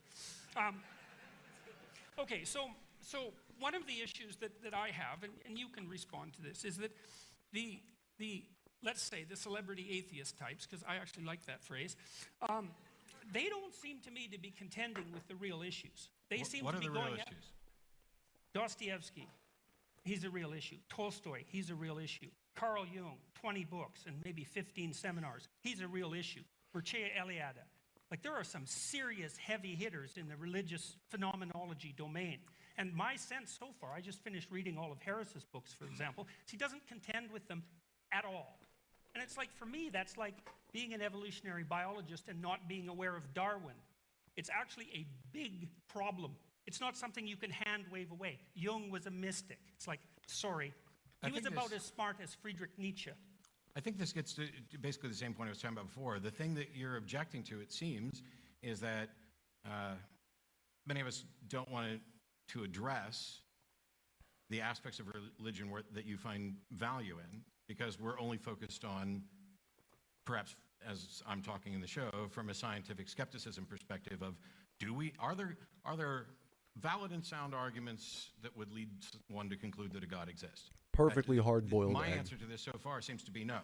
And the apologists, the theologians, they keep presenting the arguments, the teleological arguments, moral arguments, and all these things. They have nothing to do with the phenomenology of religion. They have nothing to do with how this impacts people's lives. This is a question of, is it in... Yes, very moving. Very inspiring. The beast is a powerful ally. Fact of the case, is it consistent with reality that there is a God, and is it consistent with reality that there is good reason to believe there's a God? That is where the focus is primarily. Yeah, and it's usually construed as a scientific issue. Well, it's not so. I would never construe it as a scientific issue, because science can't confirm the supernatural. I mean, we are blocked until somebody demonstrates a mechanism by which we can explore and confirm the existence of the supernatural, and then confirm that it actually can impact the natural world. We're stuck, which is why science relies on methodological naturalism. You seem to be able to do it with psychedelic drugs. You seem to be able to do what with psychedelic drugs? Well, everybody that takes them under reliable settings generally comes back and claims the presence of a mystical experience. Yeah, and that seems to be duplicatable and replicable across cultures, in labs, with multiple different substances, the chemical constituents of which are known very well. It's like it's part of this religious phenomenology, and to me that's just a set of facts. And we know that people have been using those substances to evoke mystical and religious experiences for, who knows, 150,000 years maybe. Sure. We can at least infer that. And we have no idea whatsoever how much of an effect the use of those substances has had on the metaphysical substrate of our culture. Like, so what constitutes scientific data here is by no means clear. Here's an example of this, for example. So, well, before the example, as someone who's been high as a kite, I fully agree that people take drugs and report experiences that they describe as mystical or supernatural. Just like people report other experiences as if they were religious or ghosts or whatever. We have no way of confirming that this something mystical or supernatural actually happened. What this is about the language. Stops people from smoking. Well, you can stop smoking without any sort of supernatural intervention. No, not really. You can't stop smoking without supernatural? There aren't really any reliable chemical means for inducing smoking cessation. You can use a drug called bupropion. I think that's the one. It's whatever Wellbutrin is. Is that supernatural? Triumph. No, you don't need a supernatural effect, but it doesn't work very well. But if you give people magic mushrooms, psilocybin, and they have a mystical experience, they have about an 85% chance of smoking cessation with one treatment. But that's kind of like evidence, you know. It's kind of like evidence. It's evidence that you can take mushrooms and increase your chance of quitting smoking. But no, it's not.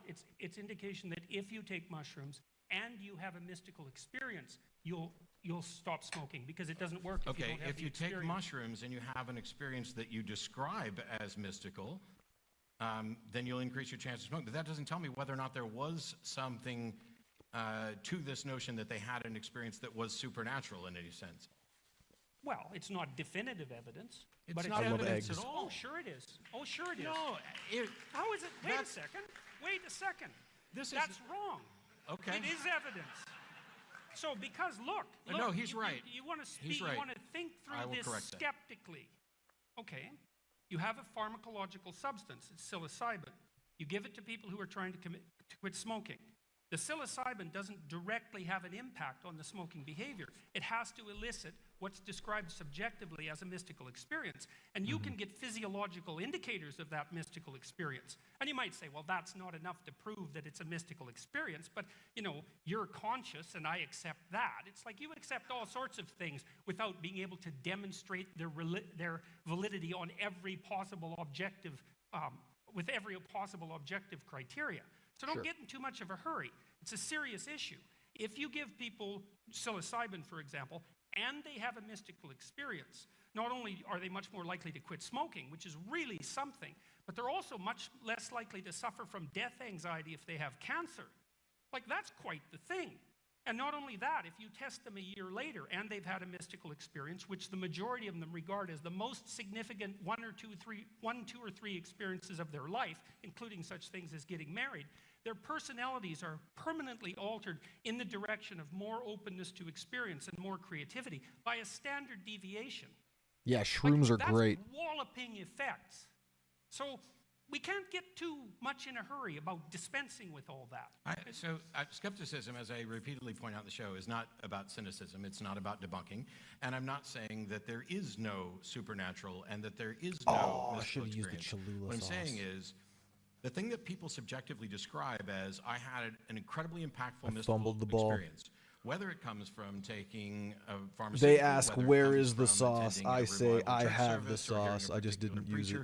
Whether it comes from having a particularly impressive sexual experience, all of those things, that is the subjective description of that, which may be because of limitations in language, that they don't have any other. This is the language that infuses culture, so that we have to use that to describe it. But that doesn't in any way serve to confirm that there is any sort of supernatural realm or any sort of supernatural actor. Well, it depends on how you define supernatural. Like, look, I get your point. Okay. And I'm not claiming that the phenomena of psilocybin intoxication is direct proof for the existence of God. I'm not saying that. I am saying, although that'd be awesome.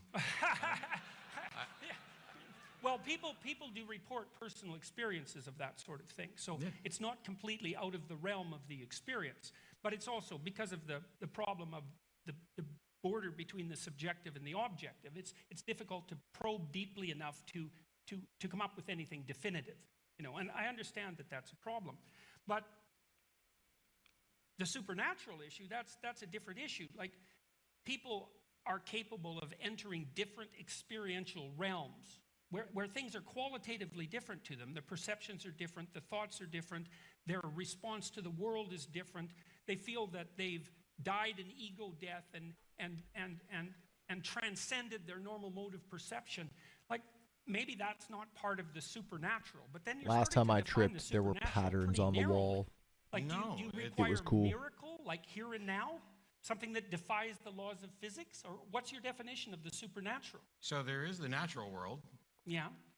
and then there are people who make claims that something is not part of the natural world, that it has some external supernatural origin. Those are the claims that I don't see how we can make any sort of epistemologically sound confirmation of. I'm fine with accepting that people have these experiences. I've been, I was, for many, many years, a fundamentalist Southern Baptist, and I remember standing in church and feeling what I would have described at the time as the Holy Ghost, sweeping through me. Now, many years later, I look back at that and I say, why did I describe this particular experience this way? It's a unique experience. It's of the same quality as something you might experience from a drug. What's today, the I've 14th? experienced similar things from Oh, wow, music the and drugs. 16th. and Holy sex. crap. But they're not all exactly the same. And this is kind of the caveat that the believers, for any one of them, would use is, oh, the thing you're talking about, when you had the awesome sex or you were on drugs, that's not the same as what I felt the Holy Spirit. I felt all of them. The reason I would have said at the time that I had been filled with the Holy Spirit is because everybody around me was saying that too. It's not like I have any sort of any way to demonstrate a causal connection between a Holy Spirit and my experience. It was, I had an experience and I, like everyone else around me, attributed it to the Holy Spirit. What was the experience like? Elation, euphoria. I don't think I ever had visions, but certainly it was an overwhelming sensation. Man started speaking in tongues. And it was, and I remember fairly distinctly the first time I had a very similar experience outside of church, because it was from listening to secular music that my church would not have allowed. And then I began to look into things, from far more of a psychological perspective of what type of impact specific music has on people.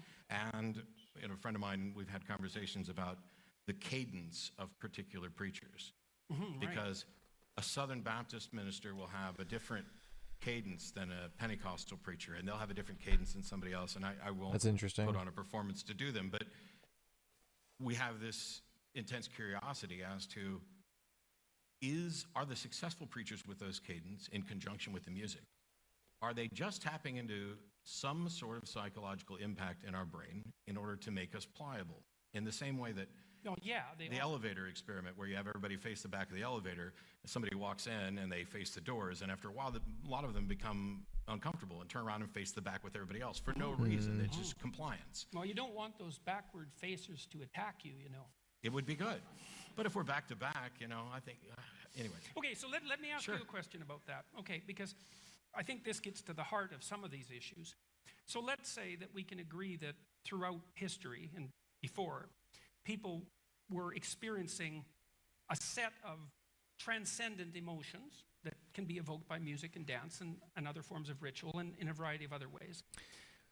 I just went down a weird thought tangent in my mind when Matt said that, if we're back to back, it'd be implying it would be good for like safety. We could watch each other's back and stuff like that. I think in that specific situation where you walk into an elevator and everybody is facing the back, I don't know. It's like, that no threat is going to be coming from the back of the elevator. So it was just a situational thing. And I went down a stoned line of thought there for a second. But there's also a profound proclivity on the Moral part of the people, story, there's a time and a place one for reason or everything. another, to attribute those to some sort of supernatural agency. Yes. Now, okay, so I want to separate that from another line of thinking. Okay, so let's just leave that aside. So we could think of that as a theory about the origin of religious belief. The experience comes first. It comes along with an implicit hypothesis about supernatural actors behind the scenes eliciting these experiences. Okay, that's in marked distinction Just to paying a bill other right theories now. of religious derivation, like Freud's theory, for example, that religion is a defense against death anxiety, or Marx's theory that religion is the opiate of the masses. Right? It's a much more biological theory, the one we're putting forward. Sure. Okay, and it seems to me to be a much more credible theory, even though religious movements can be harnessed for economic purposes and for purposes of manipulation and all of that, obviously. Yeah, So, I would think that there's any number of explanations I've heard for the origins of religion, and I find almost all of them plausible in different forms, except for the one that asserts that they come directly from a supernatural being. Well, okay, so that's the one we're gonna pursue though, because that was funnier than I thought it was. I was just being honest. Yeah, well, honesty is often funnier than people think it is. Boy, don't I know. So people can have these experiences, and they can be evoked in a variety of ways, and people welcome back. find them very valuable. It got deleted. In terms of their subjective report. I agree. And wait, it was what? What's worse, what Cruella wanted to do to the puppies, or what Maleficent did because she wasn't invited to a christening? Probably what Cruella wanted to do to the puppies, I'll be real. That's pretty messed up. Here, hold on, I'll be right back.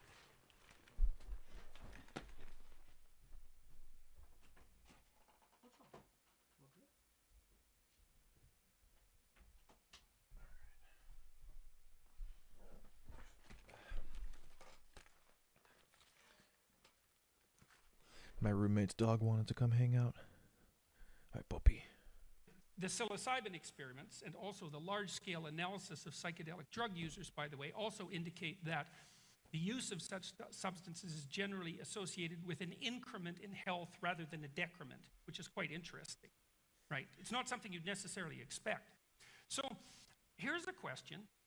Why in the world do the people who have these experiences have the proclivity to attribute them to supernatural sources, like to a divine source? Like, what's going on there? Lack of language, lack of understanding. Best guess, and this is contrary. So the skepticism isn't about, hey, let's debunk this and come up with. But if we were going to go through potential plausible, it's an advanced version of the God of the Gaps argument. Explanations. To me, this is very similar to in the 40s and 50s when people were supposedly abducted by aliens or ran into aliens. They had descriptions of aliens that pretty much were varied and often matched the various monsters that you saw in the movies then. After 2001, or after Close Encounters of the Third Kind, almost all descriptions of aliens became the almond-headed, this. Mm-hmm. The narrative in the culture about what an alien was converged. Yeah. And people were, oh, this is what I experienced. In the same way that people will,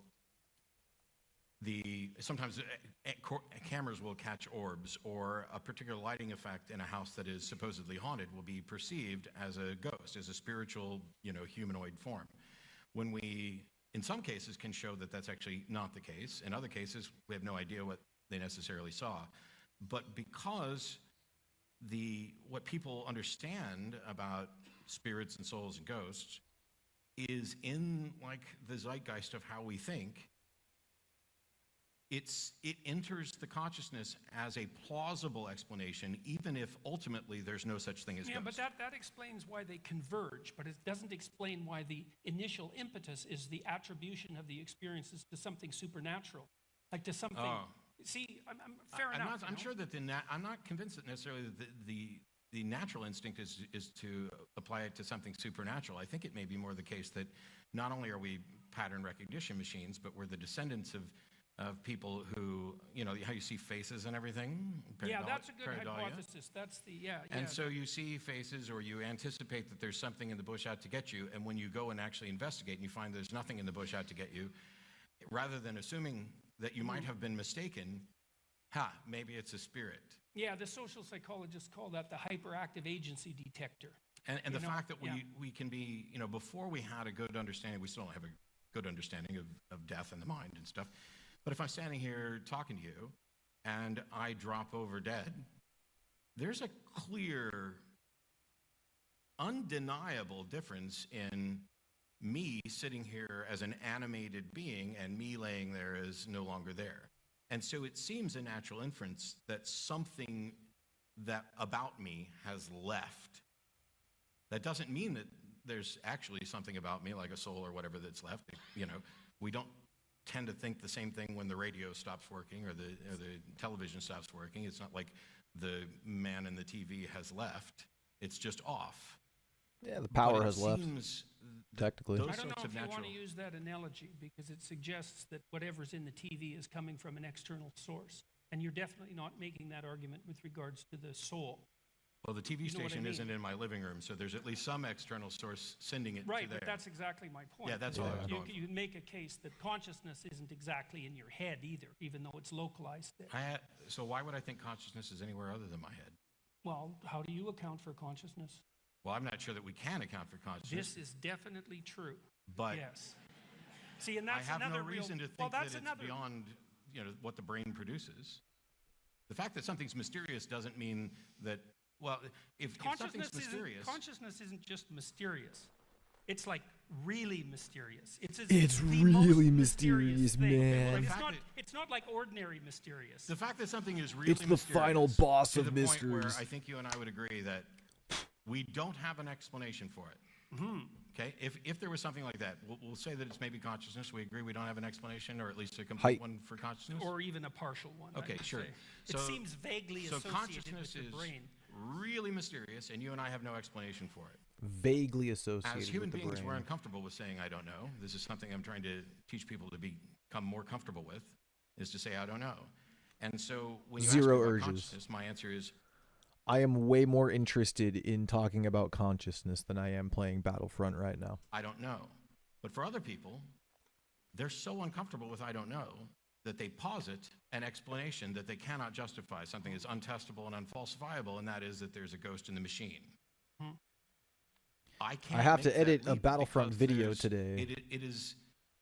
It is entirely So that's my speculation Battlefront fix. without support. It seems intuitively right because of how we view the world. Wooby tanker jacket. Whoa, very cool. And yet, I would rather say, I don't know. Anyway. And then continue to explore it, because I worry that by asserting what the explanation is, you stop looking for the actual explanation. Okay, so you made the case that part of the reason that we assume beings is because there's a being that seems lacking in death.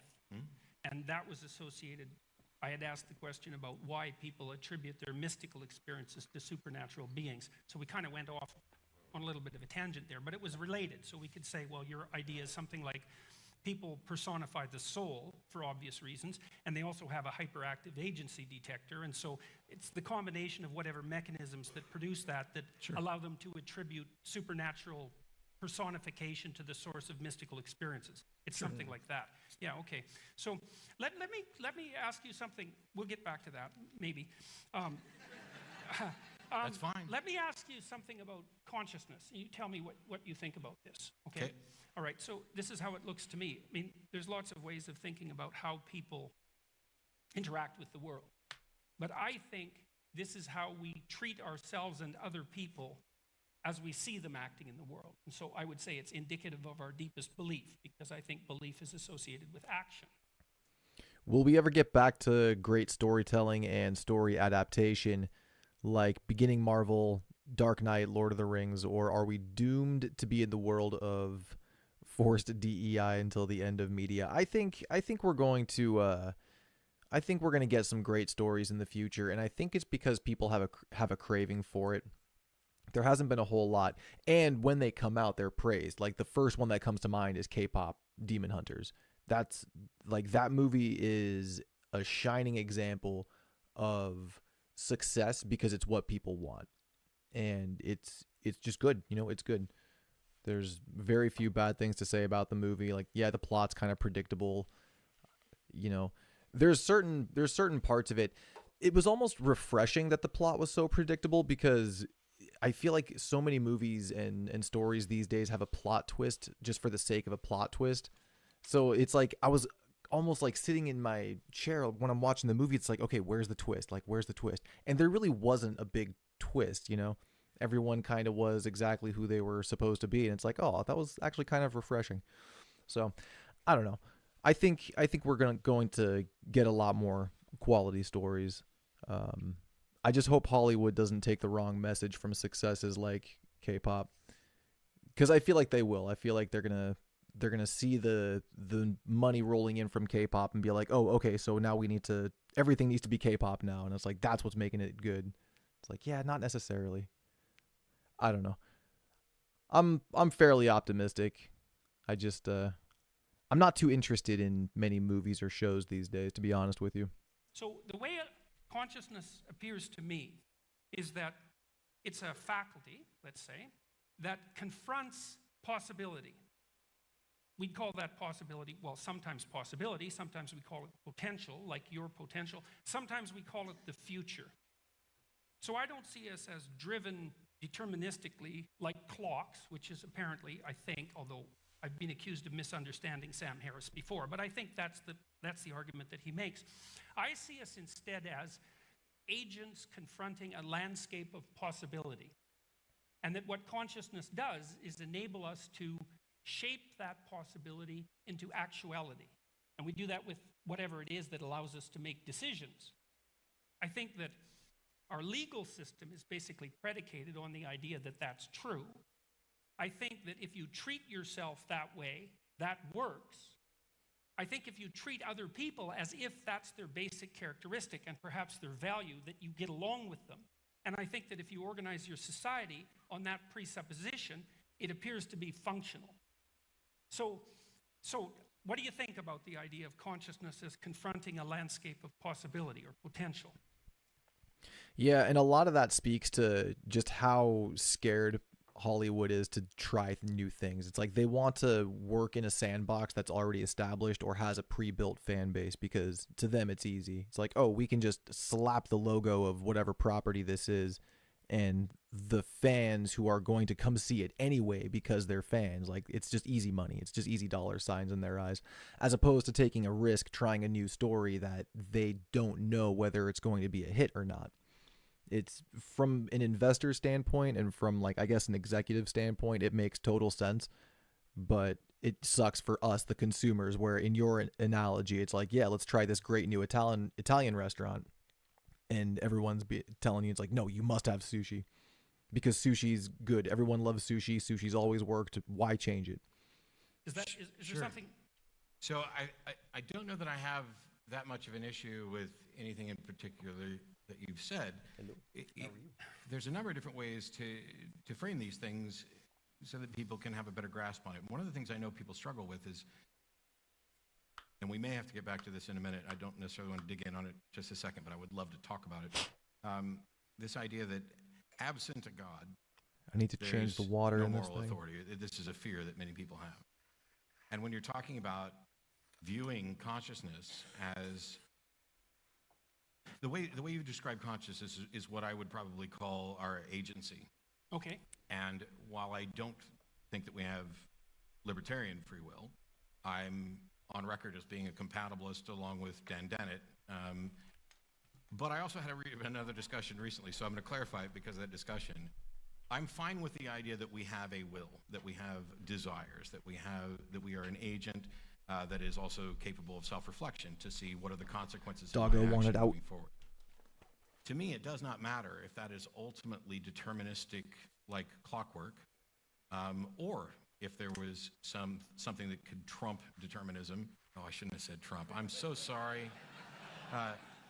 If there was something that could actually overcome the deterministic view, that doesn't change to me the fact that you would be the agent responsible for your actions. Now, when my lawnmower acts up, If Disneyland has a Kingdom Hearts night, will we get Star there? Maybe. Honestly, it would be a better chance if it's at Disneyland than Disney World, just because it's closer to me. Also, you recommend going holiday season so I can have Nightmare Before Christmas Haunted Mansion. Oh, that's, yeah, actually a good suggestion. Do they actually have a Kingdom Hearts night? I noticed the if in there, so it seems like a what if scenario. If it's a real thing, I mean, wouldn't be on the to-do list anytime soon, but I'd definitely be interested, yeah. Or if I planned a surprise visit to California, I would absolutely be into that. I will sometimes anthropomorphically, cuss it out. Yeah, it's hard to get rid of those vestiges of religious behavior. But, yeah, it is. Touche. I mean, he's like, that's what I've been saying for years. I haven't seen you interact with your lawnmower yet. But at the end, I recognize that the lawnmower is not a thinking agent, that is not making decisions. And so that difference between there is where I would inject the sort of ideas about moral responsibility. Sam Harris and I had an argument in Chicago about free will, and I was pointing out that he could walk over and step off the end Still of the streaming, stage, Marshall. or I could pick him up We're and carry out him and here. drop him off the stage, and at the end, the effect would essentially be the same. But the conflict between those two is everything that I describe as will. Whether you They want to celebrated split free Kingdom or Hearts not, once. Cool. I think that's what we value. That's what we care about. I would be responsible for that action. I would be acting in opposition to what the other agent wanted. And I don't know that you have to. And there would be something hypothetically wrong about that. Yes. Okay, good. So that's close. We can get to the morality thing, because I think the next question I had, unless you wanted to follow up on that. Yes, he finally busted out of the locker. With AI, while the only AI you know is ChatGPT. I Let's don't be real. care. Most people over 40 use. Is a lot of, like I was saying earlier, it seems that you're talking a lot about. You haven't addressed the issue, and I'm not going to push back on it because I want to move on to some other stuff. Of whether or not there is good reason to believe there actually is a God, as opposed to whether there are good reasons for people to believe that there actually is a God. Dan Dennett describes, right. And that's the separation. There are people who believe, and then there are people who. That's the believe disconnect right now. Value. And from what you said here and in some other comments, which I'm not going to saddle you with, I'm curious. Irrespective of whether there's a God, what is it that you fear we would lose if people stopped believing that there was a God, or believing there was value in believing there was a God?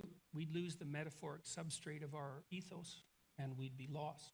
And so I'm I think Nietzsche an was right uneducated. about that. So I really want to know, and I'm not being a dick. I want to know what you mean by metaphorical substrate, because saying we're going to lose it. So there's the idea. When I ask what do you think we're going to lose, there's two things. One is there's something that you and I would both agree we should try to keep. Yeah. And there are other things that you and I might disagree on whether or not we should keep it. Because when people say to me, oh, if we go down the road with Dostoevsky, that, if there is no God, everything's permissible. First of all, I don't think that's remotely true, because I have. He makes a pretty vicious case for it, beyond good and evil.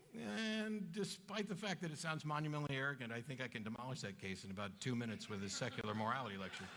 Well, I think the first part of that statement is right. We need Marshall to play Kingdom Hearts. I hope I convinced him with that last stream. But the thing is, there would be two categories of things that you and others might be fearful we would lose, some of which I might agree we should definitely not lose these things. Yep. Others I might be absolutely fine with losing. Like it that it's wrong to throw Sam Harris off a stage. Yeah. I don't plan on doing that, but we it both did agreed cross that my was... mind at one point. We both agreed that was probably wrong. Yes. So, okay, so that's good. Probably. Yeah. See, I'm a situational ethicist, and so there might be situations. If the stage were on fire, throwing Sam off would be the best thing I could do for him. Not a bad point. So what do you think? What do you think we're likely to lose? What bothers you? And when you say metaphorical substrate, you're playing Batman. Probably Cool. just monumentally ignorant, but I really don't think I have a good understanding of what you mean. Well, there's levels of thought. I do still need to play it. Thought structure, let's say, every belief structure is multi-leveled, like a piece of music, and there's the word in a phrase. I like and the then way he there's the describes phrase, this. And then there's the sentence, and then there's the paragraph, and then there's the sequence of paragraphs within which the paragraphs are uttered, and then there's a broader context of interpretation within which all of that is interpreted. And then there's our emotional and motivational similarity. And then there's our embodiment in the world. And all of those things are operative at all times when we're understanding one another. And as you move outside the realm of the linguistic, like the paragraph level, let's say, into the realm of the emotional and motivational and embodiment and embodied, you also move into the I call this the abstract. And the metaphorical is structured in a particular way. He calls it metaphorical. I call it abstract. I mean, if you look at how the hemispheres interact, so the left hemisphere, broadly speaking, and I'm not oversimplifying this except that we don't have much time, is linguistic. But the linguistic utterances are understood in the context provided more by the right hemisphere, which is nonverbal and which attends to things like the music of language. And so at the bottom of a linguistic structure, there's something that's extra linguistic, and it tends to take form in metaphor and narrative and drama and that sort of thing.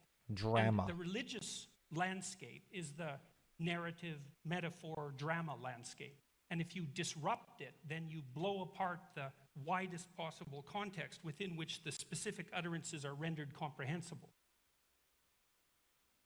Okay, so I followed all that, shockingly.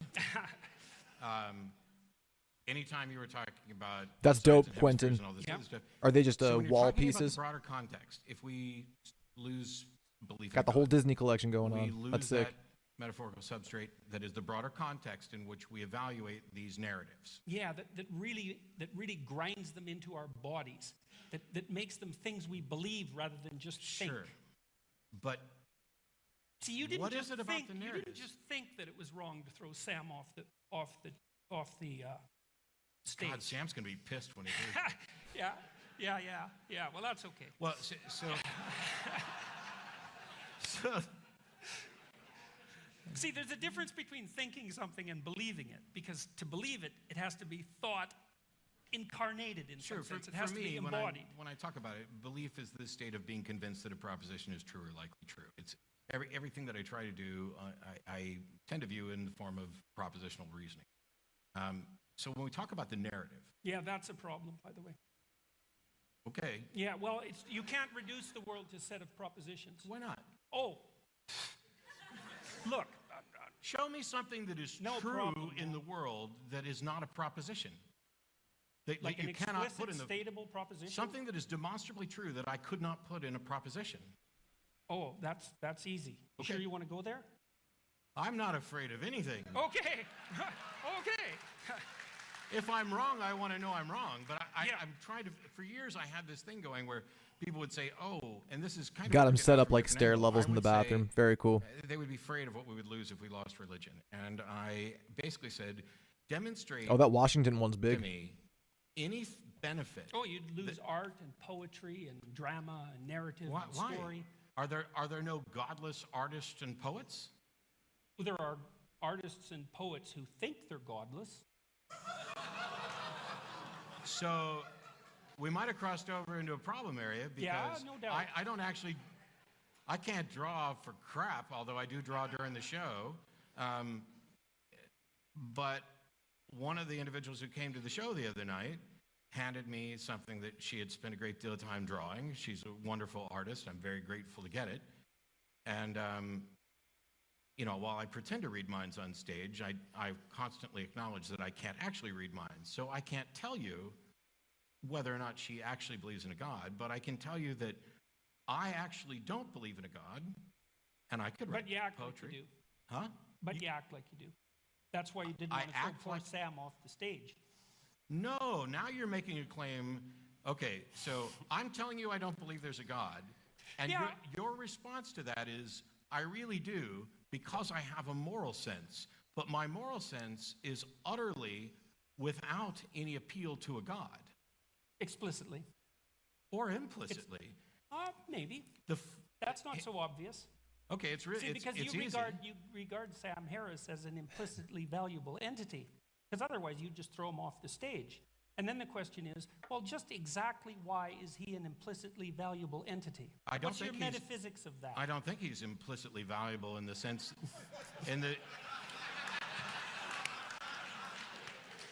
I don't think he's implicitly valuable in the sense that the universe has implied that there's something explicit about it. For me, morality is far simpler than some people. Now wait, you sounded doubtful about that. You know that, like maybe you're the mind reader. Well, maybe. Because you've already suggested that despite me sitting here and having talked about this for decades, that I don't believe in God, that I actually do because I have a moral code. But my moral code, which I've I was more about, specific. I said it was because you didn't want to throw Sam off the stage. Yes, but you didn't even attempt. Jordan's. He redefines the word God, and that's what makes talking to him as an atheist so frustrating, because the atheist wants to talk about like their very literal textbook understanding of what a god is, and here comes Jordan Peterson just completely shaking up the game board. To ask me why I didn't throw Sam off the stage. Instead, you went to why. He's basically saying like the reason he doesn't want to throw Sam off the stage is because Matt has some like superior, higher moral value that he puts above himself, and whatever that moral value is, that is his God. He's not using like the textbook Bible version of God in this case. I do think Sam has implicit value, because it seems that in your narrative, I'm willing that's to go the there. only justification. Well, maybe you were afraid of being punished. I think you no. Oh, I think you can have a perfectly acceptable foundation for secular morality, even if it fundamentally centers around selfishness. I'd rather not be thrown off the stage. It's in my best interest to encourage that sort of understanding in others, and therefore I will not throw him off the stage. I would rather not have my stuff stolen, and it's in my best interest to encourage others not to do that, so I will not steal stuff, and I will work with others to ensure that the people who steal stuff are punished. It is in a virtually pragmatic moral system. Why do you think it's not in your best interest to have stuff stolen from you or to be thrown off the stage? Why is it not in my best interest? Yeah. No, you don't get to think, oh, that's self-evident. It's like nothing's self-evident to the skeptic. Let's keep that in mind.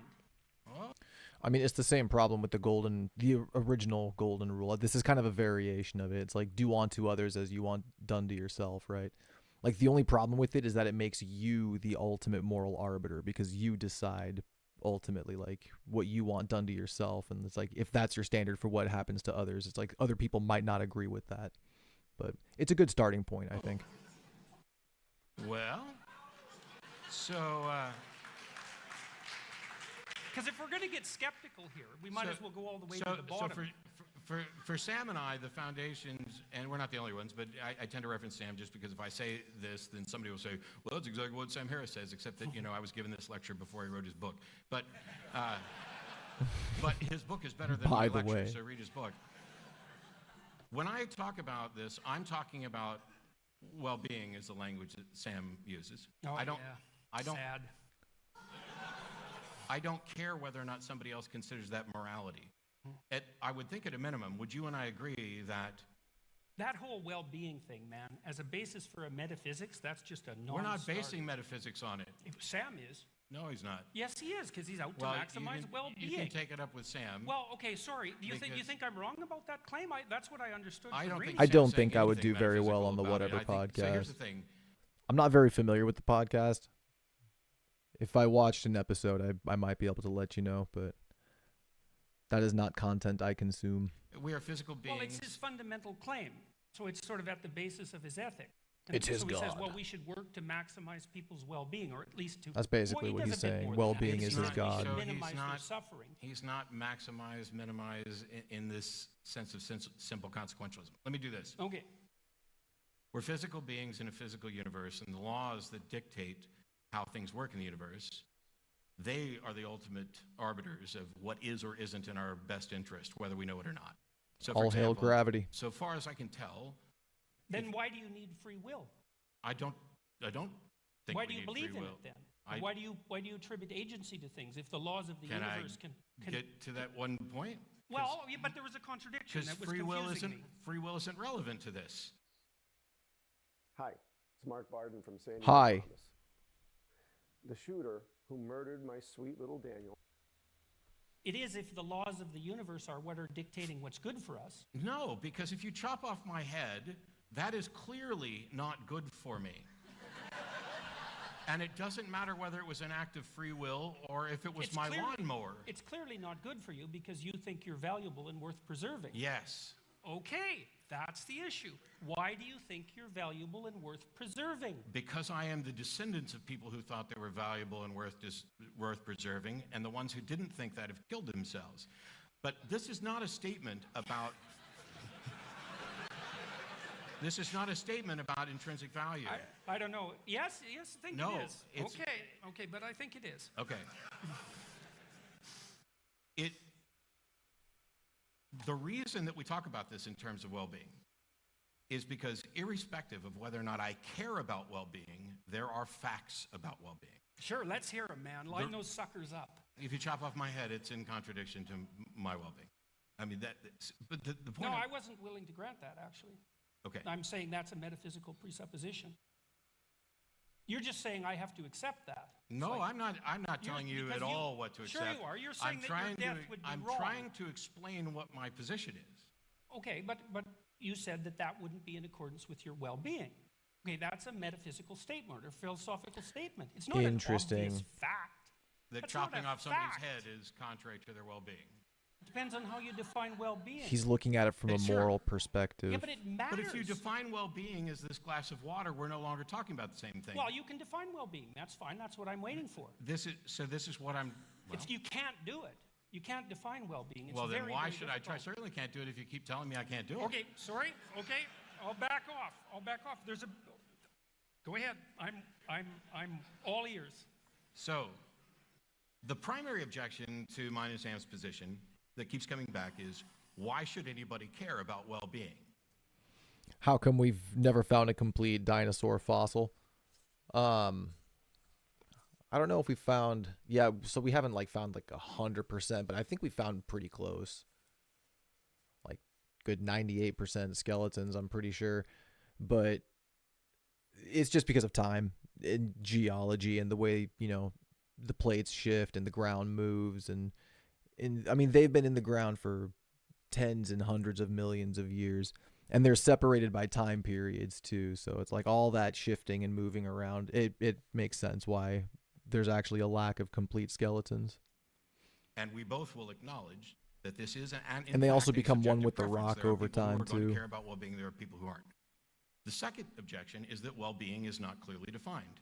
Both of us have acknowledged this. It's not as if we're saying we have all the answers to. Oh, as far as the sound goes, yeah, I mean, a lot of what we think dinosaurs sound like really comes from movies. Like the T-Rex sound is so iconic. I remember watching a behind the scenes of how they generated the T-Rex sound, and it's a lot of different sounds combined, but the main one is a baby elephant. And you can kind of hear it. You can hear it in the roar. It kind of sounds like an elephant trumpeting in a way. So they took that sound, they sampled it, layered it with a bunch of other animal sounds, just threw some effects on it, and they made a very unique roar for the T-Rex. And it's just so iconic because it's so unique. But, I mean, there's videos on YouTube of reimagined sounds of what dinosaurs might have actually sounded like, and it's fucking creepy, dude. It's really creepy. Like, they sound like just oversized birds, basically, which is most likely what they actually sounded like. Yeah, they do a really good job. We can listen to one here. Life. We're just saying that however we're going to define. I kind of want to. I'll let this part of the convo die down.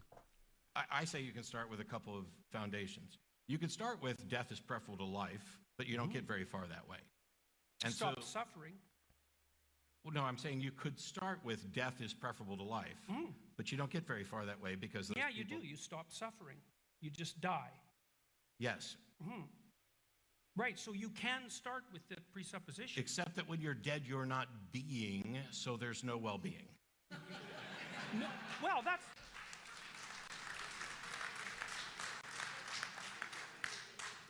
That's not necessarily the case. If we're looking for the best things about our life, you can't say death is... As a Catholic who believes God created all things, the Bible never mentions dinosaurs. So believing in them contradicts the belief in God. Yeah. Do you subscribe to the young Earth timeline, where it's 6,000 to 10,000 years? I think something like that. Is better. I'm just curious. Yeah, you can. Well, I know that you can say People do all the time. They do. No, look. They can express their preference, but their preference can be wrong. How can it possibly be better for your life if you're dead? What if you are a terminal burn victim with cancer? So this is the point that I was getting to. I am perfectly fine with the idea that for certain instances, there may be occasions that death is preferable to an individual over life. Right. But when we're speaking in broader terms, if we're talking about let's create the best society we can, let's create the best quality of life we can for people, death is not that across the board. That doesn't mean that there aren't individual exceptions. So the foundations that I started with, you could start with death is better than life, but blah, blah, blah. If you start with life is generally preferable to death, health is generally preferable to sickness, happiness is generally preferable to sadness. None of these are absolute locked in stone rules. From those things. Okay, so if you start with them. Yes, if you So start. you're not skeptical about those claims. Wow. No, he is. Well, I'm asking. You know, I I'm asking. came out and said that I wasn't going to be trying to straw man you left and right. And now every time I say something, you're like, oh, so you're not skeptical about that. Well, I'm trying to. I haven't gotten No, to sorry. I'm not trying to attack you. I'm trying to understand where your argument begins. Well, it seems odd that you would come out with, so you're not skeptical about that. Well, that's a while question. I'm on my skepticism tour, while I'm in mid-sentence to describe that these are the general foundations that you start with. Okay, that's what I was asking. Those are, okay, so, but what you're saying, if you're saying, correct me if I'm wrong. I'm not trying to be difficult. You're saying that those are your starting positions. Those are the things that you accept. I'm saying they can be. Faith. No. Oh, you have a rationale for them. Yes. Let's hear it. You already have. Life is generally preferable to death because we're talking about our life, and death is generally not in the interest of the living. Don't know how far back it goes, but believe there was basically nothing but plant life and some animals. Then God created more beings like Adam and Eve with his rib, yeah. So this also means I don't believe in aliens. It can be an exception. This is the point that I was getting to. So you could start with those. You could start with any three that you found. You could pick three arbitrary I was just curious. Foundations. And the one aspect that makes a secular moral system. I guess that makes sense because that would follow a literal interpretation of the Old Testament and like the Garden of Eden. Because I guess there would have to be plant life, right? If Adam and Eve were put into the garden, it would have to have already been there. Distinct from religious And the animals that pronouncements God and said divine to theory and those sorts of give things, names to, is stuff that like that. The secular moral system has as its goal the object of getting better at getting better, which means if you find out that one of your foundations is wrong or in conflict with something else, you can now change that. You could start with death as preferable to life, and then when you find out that it's not working that well, you change that foundation. I think that these foundations, based on the evidence of how people tend to live their lives and what they care about, are a good set of three. There could be better ones that somebody come up with. I'm open to revision on any of these at any time. But to say that I'm not skeptical about them is exactly the opposite of what I am. Because skepticism is about, I'm not going to accept something as true without good reason. And it's about being open to revision should there be evidence. If you and I agree that we care about a good life isn't very well defined. And we may have different ideas about subjective. What good life is. But if we could actually just sit here and take notes, I think that we'd come across maybe a handful of things that we would agree would make for a good life. If we take those and compare them to the foundations of a secular moral system like what I'm describing, we can determine non-subjectively whether or not the list we've come up with are consistently approachable from that foundation. And we can do that for religious morality as well. The analogy that I've used in the past is, for example, a game of chess. There's nothing about the universe that requires that we care about chess or care about the rules of chess. The rules of chess are arbitrary. Somebody made them up. We changed them. We added en passant. We added castling. We added things like that. We have the rules of chess. We don't always know what the best move is. But if the goal of the game is to win, or at a minimum, not lose, then we can analyze the moves with respect to the consequences and with respect to the goal of winning and determine which moves are better and which moves are worse. That is what a secular moral system does because it allows revision, whereas religious systems don't allow for revision. There's not a Bible 3.0. There's not a Quran 2.0. There's no new revelation from God to say, hey, I said all this stuff about slavery, now I'm opposed to it. Or, hey, I was really down on homosexuals, but now I'm okay with it. Hey, when I said that here's what caused diseases, or that you were unclean and shouldn't enter the temple, all those things are actually wrong. The germ theory of disease is right. And none of that's come out. Well, there is kind of a Bible 2.0. That was the New Testament, right? Well, so that is the update for Jesus. For the Christians. Yeah. Except that it's worse than the first one. Well, that's not exactly the point. The point is there was an update. So. Well, okay, so in the update, it's not like Jesus came along and said, hey, in Exodus 21, where I was saying you could have slaves and beat them, we got that wrong, or you got that wrong. That correction's never given. That thing about, in Leviticus where we point out that women are worth 2/3 of that of a man, we got that wrong. None of that's corrected. In fact, the reason I say it got worse, although I didn't know we were going to go down the biblical route tonight, is that if you look at Jewish tradition, when Don't you're mind dead, me you just sleep with plucking your my fathers. caterpillar. There's no real clear notion of an afterlife. And I then felt with the some introduction coming of the in. New Testament, what you get is infinite torture and punishment for finite crimes, which is immoral. Introducing the second generation Blink Video Doorbell, designed to give you complete peace of mind no matter where you are. All right, so I don't want to go down that rabbit hole at the moment, although I'd be perfectly happy to do it, if we get there. Well, because they want us to go to questions here in a minute. Oh, okay. So Wow. Are we really that far? I want to address the rule Damn, we system are. that you're putting together. Okay. Okay, so I was talking to a friend of mine who's an AI engineer. He's a very smart guy, and we've been talking about the foundations of cognition. And you know that artificial intelligence systems That's cool. don't run on rules. Right. Well, they kind some of do. them Well, And certainly they run on an operating system that is full of rules.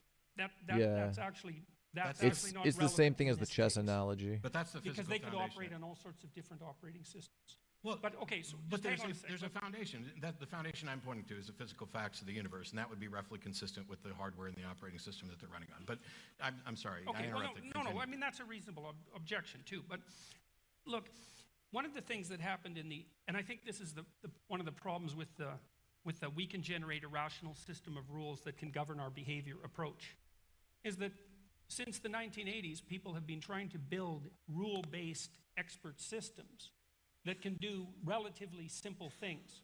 Relatively simple. They're not that simple. Like basic medical diagnosis. They don't work. Rule-based systems don't work. You can't get them to operate intelligently, which is why machine learning came about to begin with. Because whatever machine learning is doing and allowing for predictions, it doesn't seem easily decomposable to a set of listable rules and a map of their interactions. The world doesn't seem to work that way. And I would say, back to the metaphysical substrate argument, you laid us forward a set of propositions, and the reason I was perhaps inappropriately torturing you about I could be wrong in my understanding. I feel like what he's saying there is that, like, take just any artificial intelligence, just a hypothetical one. If you put any kind of rules or limitations on it, obviously it can't grow and evolve to its fullest potential. If there's no rules, then obviously it can only, there's nowhere to go but up, right? And I feel like that's basically what he's trying to say, is that, which I guess is technically true. Is because there's a metaphysics. Even in like law, because that's basically what law is. There's the more laws and rules a society has, it's limitations on what you can do. Driving you to put those forward as reasonable. You say, well, they're self-evidently reasonable. See, my question is... I didn't actually say it, but okay. Well, it's something like that, because you said, well, reasonable people could agree on these three or something similar. When I grocery or convenience store shop, do I see a lot of Zaps, On the Border, or Utz chips? Bro, I'm not gonna lie, that looks like a different language to me. I'm unfamiliar with all three of those. I don't go to the grocery store much these days, to be honest with you, because I just have it delivered to my house because I'm lazy. But no, the chips I see are like Sun Chips, kettle cooked. I don't know if there's like an actual brand. I think it's a local thing though, but yeah, no, I don't see any of what you just listed. Look like hieroglyphics, my friend. It seems to me that what you're saying is that there's a set of finite axioms that reasonable people could conceivably agree on, from which you could generate a rule-based moral system. Have I got that wrong? I thought that's what you said. It's curious because I didn't It's a say good- that, but it's very close it's a to something decent that summary. I have said in the past, which is, for any given situation, there's a finite set of actions that a person could take. And some set of those actions are better than others with respect to whatever the goal is. If the goal is to continue, a decent life or improve the quality of your life, some set of one or more actions that you could take in this instant produces results that are better in ways that we would agree they're better. Like throwing Sam off the stage. If if we were in that situation, There must be an unconscious fantasy going on here or something, eh? Because we keep returning to that. And it's fun. But one of the possible actions of this set of actions would be for me to throw him off the stage. Another possible set of action would be for me to, like, shield him. You have a strong base in the Pacific Northwest, so wondered if it was prevalent in the region. Not where I'm from, to be honest with you. I'll look for them next time, though. It is clear. Here, I'll look up the logos. Maybe I've seen them and I just don't know. It is clear that one of those is going to be more in Sam's best interest and perhaps even more in mine than another. That's all we're saying. We're not pretending remotely that we have the answer to every possible scenario, just that we have the foundational tool set that allows us to come up Tims. with the right We have a lot of Tims out Yeah, here. but you also think that you can do that with a set of rules? Those were I think those were the kettle cooked ones I was thinking of. That's technically tenable.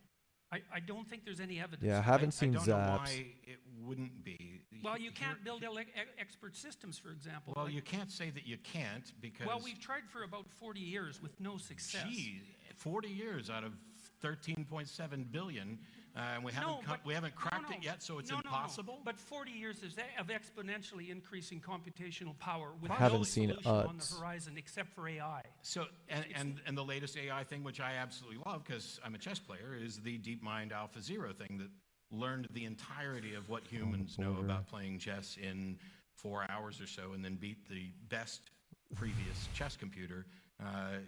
So Yeah. people are saying, "Oh, it's a big." I have not seen any of those. I will be honest with you. I wonder if they're a thing in like Oregon or something.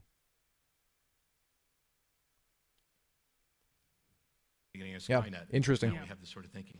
However, that method produced better results of letting it play itself with chess, giving it no. Not prevalent in my region. history of chess, nothing. Well, That's my point. it didn't give it no rules. It gave it the rules of chess and the goal of the game. Yes, but it didn't give it rules about how to play the game. Correct. Right, And and my that's view- because rules-based systems, rule-based systems about how to play a game aren't optimal. No. That's why.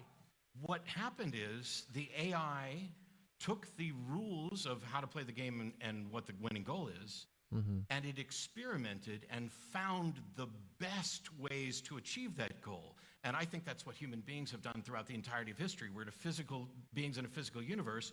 We have the rules. The goal is to survive, and I would say the goal should be to thrive. And we are continually finding the best rules and the best methods. This exactly mirrors the moral system I'm talking about. The idea that there is someone on high telling the computer, don't play h4 as your first move, we threw that out because that's not the best way to find out things. Instead, we plopped the computer down just as we were plopped down in a universe when we gained consciousness and began interacting. And the computer, in the span of a few hours, discovered everything that humanity has discovered about chess. And now they are applying it to the sort of diagnostic things you were talking about. I think that is directly analogous to what the best explanations of what human beings have done. And what happens, from my perspective, is that the thinking about morality is so difficult for some that it's just easier to say, this person told me, or this God told me, or this is the case.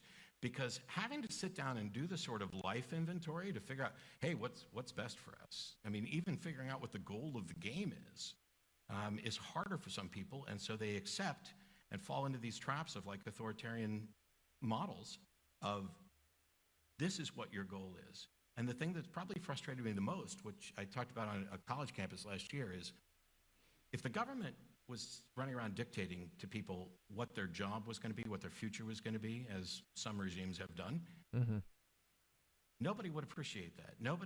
Almost nobody. I'm sure somebody would be, very happy, thank you, I couldn't figure out what to do. I'm glad I'm going to be, a brain surgeon, even though I don't know anything about it. But if the government was dictating things like that, there would be revolts. There have been revolts. And yet, curiously, when people think there's a God or a divine being or some cosmic consciousness or collective consciousness that has dictated a goal for them, they celebrate it. And that contradiction has bugged me for years. Yeah, well, there's no doubt that systems of belief, let's say, including religious systems of belief, can devolve into a kind of totalitarian rigidity. Yeah. I don't think you can. I mean, the difference there, I guess, is just it's different layers of authority, you know, because a government telling you what to do is one thing, but a deity that exists outside of time and space, like that transcends everything, telling you what to do. That's several levels above a government. So I can understand it from that perspective. Necessarily lay that at the feet of religious belief. I mean, human systems. No, I'm laying it all at humans. Yeah, I mean, right. It's okay, so it's I fine. just, It's I broader just view phenomena. humans using religion in that way. Yeah. So what do we do to close? Because I heard you said that we have to take questions. Hey, we're going to take some questions. Oh. Because I could actually. Sorry, I didn't mean to commandeer that. I was just curious about timing. You could have just as easily said it. And I'd be happy for another 5 hours talking, but then they'd charge us a fortune, and all these people who have questions that are better than the ones I'm going to come up with.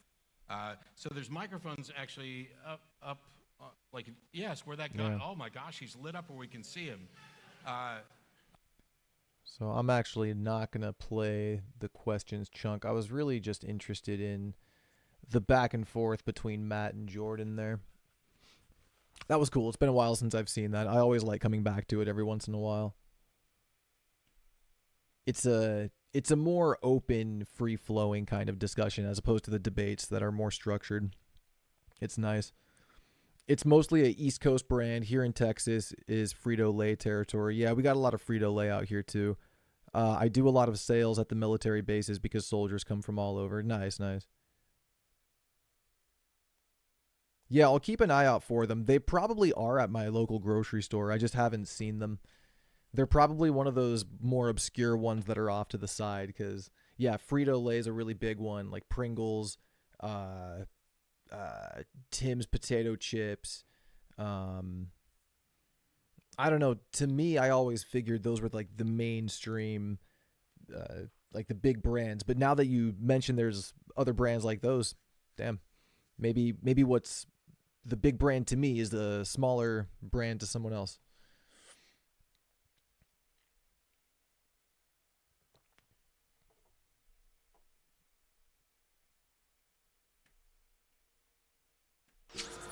I'm going to queue up another video shortly.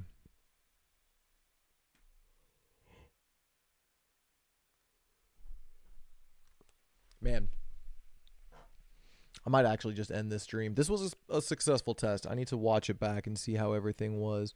I think I found a good balance between the microphone level and the video level. I also found out why there was an echo. It wasn't necessarily from the headphones.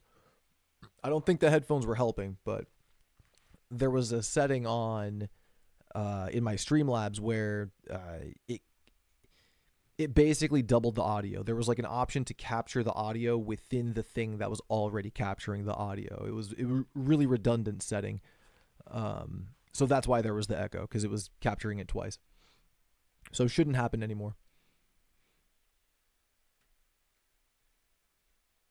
Any echo you hear from now on is definitely coming out of the headphone. Oh, Tim's is your brand too. Yeah, that's interesting because when I searched those brands up, Tim's kept popping up also.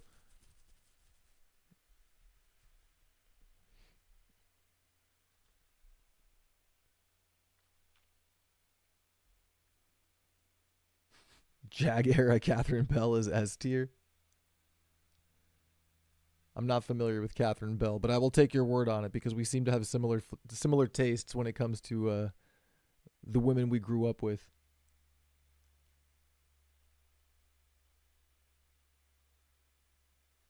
When you and I both agreed Catherine Zeta-Jones, that's how I knew.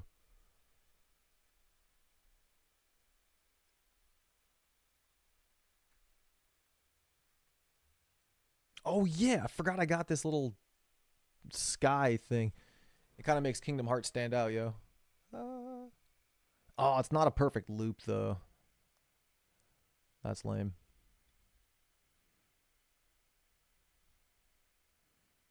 I'll have to find one that's a perfect loop.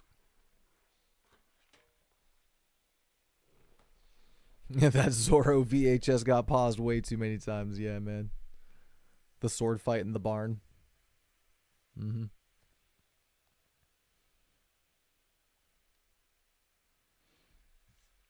Nice. All right, cool. I think I'm going to call it a stream. Man, I've been live for 3 hours here. That's fun. I'm excited for that copyright strike that I'm most likely going to get from Paying Burn, but it is what it is. This channel is more of a guinea pig than anything. If I can get it off the ground, great. If it gets destroyed, so be it. All right, dudes. Quentin, thank you for hanging out, man. I appreciate you being here. You waited like a good 15 minutes when I went to go make eggs earlier. That was really nice of you. I know Fox is gone. There's somebody else lurking. I don't know if that's Marshall. I don't know who that is, but either way, I'll be live on the Star Bazaar on Monday. So, since we have an open platform, could you go over your thoughts on the entire Kingdom Hearts story/lore? Yeah. Well, you know, it's interesting because when I was growing up with the franchise, everything made so much sense. Like it checked out. It's like, oh yeah, this is this. The light is the light and the darkness, princesses of heart, everything. When I took a step back from the franchise for a couple of years and then I got back into it, and it wasn't like I forgot everything, but I kind of saw it from a different lens. And you know, the criticism that the franchise gets for being super convoluted and confusing, right? I kind of saw it from that perspective when I came back into it. It's like, wow, you know, this is kind of confusing. And it's like, if you don't understand one thing, you're not going to understand another thing. And so I understood that. I will definitely grant that it's a bit of a convoluted mess, but I love the lore. Disney being, I don't know, it's like the way, it's basically a multiverse before the MCU did multiverses. You know what I mean? It's the Disney multiverse. And I've always found that really fucking cool. Just being able to go from one of my favorite movies to the next, hang out with some of my favorite characters I grew up with. As far as the story goes, yeah, I mean, I like it. It's convoluted, obviously, but if you've been following along from the beginning, yeah, it makes sense. I don't really, to be honest with you, Kingdom Hearts 3 has completely slipped my mind. I know Sora was trying to get the power of waking. I need to replay 3, man. I need to replay 3 and Remind, because I got Remind and I never played it. But yeah, Kingdom Hearts 1 through Dream Drop Distance, I've always, because it was after Dream Drop Distance where I stepped away from the franchise, because there was that really big gap between 3DS and Kingdom Hearts 3. But yeah, like, I like it. I don't really know what more to say about it, to be honest. The Disney multiverse part is awesome, but the Organization 13 stuff sucks. You know, now that you say that, I always liked the original Organization 13, but in Kingdom Hearts 3, it was in Dream Drop Distance, when Xehanort is like, this is the real Organization 13. I was just like, wait, what the fuck? So who were the guys before? And I mean, thinking about it now, I kind of understand what he's saying. It's like the entire goal of the organization before was to become vessels for Xehanort's heart, right? So if the first one failed, because he already lost, by the time Chain of Memories was happening, he already failed, basically, with that first organization, because he had his 13 vessels, and Sora and Riku already messed up his plans by the time the 1.5 game rolls around, you know? The organization was dropped to however many, like 6 or like 7 or 8 members at that point. So Xehanort already had to get a second organization moving. And I guess that's the real Organization 13.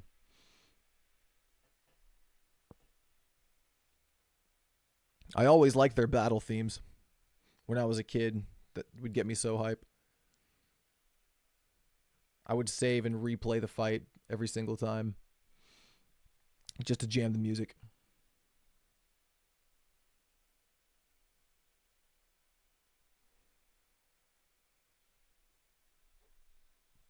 Yeah, no problem.